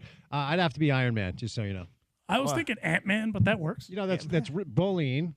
As I continue to be weight shamed during crosstalk. Whoa. No, I've been told, and maybe you can corroborate this. I've been told that I talk like Robert Downey Jr. because I talk fast. I don't know. Yeah, that's fair. That's why I feel like I should be Ant-Man. Get out of here with Ant-Man. That's Paul Rudd. He never should have been in the series. Paul Rudd is the nicest man in Hollywood. How dare you? Yeah, that's when he's not playing Ant-Man. I guess that's true. I'll be Iron Man. You can be the big, strong dude. Yeah. Who's the big, strong dude? The Hulk? I'm not a Marvel guy. I don't know if that will surprise you. Yuck. Oh, you are? Yeah. Okay. We had like the X-Men comic book subscription coming to the house back in the day. Yeah, I did too when I was 10, and I loved those movies when I was 10. And then So here's the deal. I'm an adolescent because I I'm became an adult and my imagination died along with my precociousness and boyhood wonderment. Is that me? Is that supposed to be me? And I just became jaded to life itself. Is that supposed to be me? Well, that's your approach today, apparently. No. I think what we're figuring out is I'm an adolescent because I'm under 200 pounds, and you're an adolescent because you like nerdy movies. There's nothing. First of all, you can't even call that stuff nerdy anymore. It's as mainstream as anything else in the world. Have you ever heard anybody give you like an in-detailed breakdown of all of it from start to finish? It sounds very Star Warsy, very geeky, like, hey, which is awesome. To each their own. I'm not judging. Like the big dude at the end had all the rings, and then everybody. I don't know enough about it to fake it. We're gonna start doing that as a segment on the show. Like Spence breaks down a comic Infinity War. I've just been Spence told. breaks down the Two Towers. I've just been told that I talk like Robert Downey Jr. That's all. I talk fast. That's it. So I have to be Iron Man. But he's dead, right? He died. Oh, spoiler alert. Robert Downey Jr. is alive and well. He's very alive. You know what? You need to remind me to tell you a story that happened off air. We can't talk about it on air. Okay. But anyway, Robert Downey Jr. is still with us. Yes. And Spence is Iron Man, and that's the takeaway from Crosstalk today. But Iron Man himself died in the Infinity Wars. Correct. That is correct. Who was the big bad guy? Thanos. Thanos. Yes. He screwed everything up in the end, it sounds like. He really did. What a jerk. He is not a nice human. So I'm anti-Thanos. I do know enough to know that I'm anti-Thanos. All right, that's great. Where do Porter and I fall into the spectrum here? See, I don't have enough knowledge. Porter is tall and lean and athletic. So he's Groot. Groot. I don't know what that means. This says only one sentence. I am Groot. Yeah. So Groot is in the epicenter of the universe. Yeah. So I could see him being more of like a Quicksilver kind of a situation. Oh, deep cut. You know. All right. Played an important role. Yeah. In Age of Ultron, Quicksilver did. Yeah. Obviously. Age of Ultron's a movie in the series, Spence. So just sweet. Just so I'll dig in there. See, this will give you a little more background on where I am with this stuff. Yeah. For me, Star Wars 1, 2, and 3 Awesome. They're the Star Wars that I saw and when by I was that a kid. you mean 4, 5, and 6? Yeah, but and see, here's where you lose me. I've had this. I agree with that. I've had this debate with so many people. I'm like, look, Star Wars 1, 2, and 3 are the 3 that I watched as a kid with Harrison Ford and, like old school. That's Right. Star Wars 1, 2, and 3. And the last one I saw was the Jar Jar Binks one, and I'm like, I'm out on this. It's not good All right. anymore. So yes, I used to watch them when I was younger. That was Star Wars 1, by the way. Jar See, Jar Binks. See, that's it's flag. it's like flag when, on the entire franchise. It's like when people insult me using Harry Potter terms. Like, oh, you're a Slytherin, and everyone laughs. I'm like, I don't know what that means. I'm glad it's fun for you. You are a Slytherin. That's why it's so good. And see, I don't know what that means. It's been used to insult me before. So what are you? Are you Gryffindor? Yeah. I mean, All right. obviously. Congratulations. Very obviously. I don't know what that means, but all like the nice people seem to be Gryffindor. I don't know if I'm a Gryffindor All either. right. But Anyway, how are you, Sean? I'm really happy It's the way we to went kill off. a crosstalk segment. I'm really happy we went off on that little tangent. Yeah, I sure. do want to mention one thing that I grabbed an idea from something Oklahoma State is doing. I think that Utah could learn a lot of things from Oklahoma State. So Mike Gundy's coaches show now is done at a senior living center. They show up live and he does the coaches show from like those are just money printing presses. Yes, they are. And they have a sponsorship deal with Oklahoma State. Okay. We need to campaign for this to be the case with Kyle Whittingham, Uh-huh. but have it be like a daycare or a preschool instead. Just all toddlers making noise in the background. Just a bunch of little kids like running up and sitting on Kyle Whittingham's lap and just being like, "Who are you?" He might enjoy that. That's what I'm saying. Actually, he would Yeah. love it Yeah. because, he's like in that grandpa life now, and I think we would get a whole new side of Kyle Whittingham. It would be fun. I am on board with that, only because I think Coach Witt would like it. We are taking one thing from Oklahoma State, though, because, on my show, we have the official Bill Riley Mullet Watch going on. I did hear that, and I cannot wait. He agreed that if Utah goes undefeated just in the regular season, they win 12 games, they go 12-0, he's growing a mullet, he's calling Ute games with the Mike Gundy mullet. So It would be that's so fantastic. Oh, yeah. Now, that's on right now. We have the Bill Riley Mullet Watch as a result of mullets in the Big 12. Do we have art for that? Because I think we should implement art. So I've talked to James about getting some sort of Photoshop thing done. I'm the wrong guy for that. Are you good with Photoshop? No. Yeah. Terrible. Yeah, it's embarrassing. I actually want to do one of those like adult learning classes where you go and you learn the whole Adobe suite of products. Yes. Because, I'm bad with Excel. I'm bad with everything that normal adults use in their business life now. Yeah. I'm awful at all of it. I'm a barely functioning person. It's a real lesson because at one point when I had an office job, you had to be proficient in Excel. But about 5 or 6 months ago, my dad sent around an Excel sheet for all of us to fill out for some family summer stuff and then the holidays. And I was like, whew. I got through it, but it took me way too long. Yeah. Because I haven't used an Excel spreadsheet in years. There's no need for sports talk radio hosts to do that. I had literally never used Excel, and then I enrolled to get my MBA, and they're like, "Hey, you got to show proficiency in Excel," and I was like, "Oh, You can't control Z yourself out of that one, Sean. that was not good. That was a bad situation." If you haven't learned it properly and practice it consistently, at least for me, it's like learning another language whenever I dig back into it. Yeah, it's not good. Oh. All right. Crosstalk with Spence is always brought to you by Bolt Skin and Shave. It's the first brand for men who shave their legs, or if you want to use that leg razor on your nasty neck beard, which is really reliable. It has changed my life in trying to trim up this unruly mess on my face. The Utah brand, leading a new revolution in men's grooming with a full suite of shave products, 5-blade performance razors, and more. Visit boltshave.com. What's coming up on the drive? About to give you the art of the tee, Sean. So I like that. Strap in. Okay. Bill's going to stop by, Bill Riley. We're going to do our Monday hit with Bill. And then Josh Furlong, KSL, Scott Mitchell. So mostly Utah football. And then Jason Christ will stop by. We'll do a little RSL. They got back at it over the weekend and actually got a win. But we're going to do our Big 12 power rankings. Going to do that every Monday. Talk mostly college football. We get the NFL back. Heard you guys talking about your boy Trent Williams signing on the dotted line. I know you're a Niners guy. Yeah. This has to indicate, like, they're all in, right, until they have to pay Brock, which will be, is that next year? That's Yeah, next Okay. year. So this is like what Seattle did with a young Russell Wilson. Like, let's go all in and see if we can get one or two before we've got to figure something else out. They had to bring Trent Williams back, though. Absolutely. Undeniable. You need him. Our confusion that we were getting into today, you don't absolutely have to give Brandon Ayuk $30 million a year, and they did. Yeah. That he's the fourth option in this offense. It was a very, very weird move, in my opinion, but I think it is an indication, like you're saying, of they're selling out, they're burning the boats, and they're saying this is going to happen this year, maybe next year, and if it doesn't, that window is closed. We can no longer afford a Super Bowl contending roster. We'll see you guys down the road. Yeah. Yep. No, you're right. And I'm a Niners guy. Back in the day, I had my Steve Young starter jacket, a young 8-year-old Spence Checketts. So long-suffering Jets fan, but I would not mind to see San Francisco do very well this year. So we can be on the same page there. Well, those two teams will open up the season against one another. Yeah. Monday night.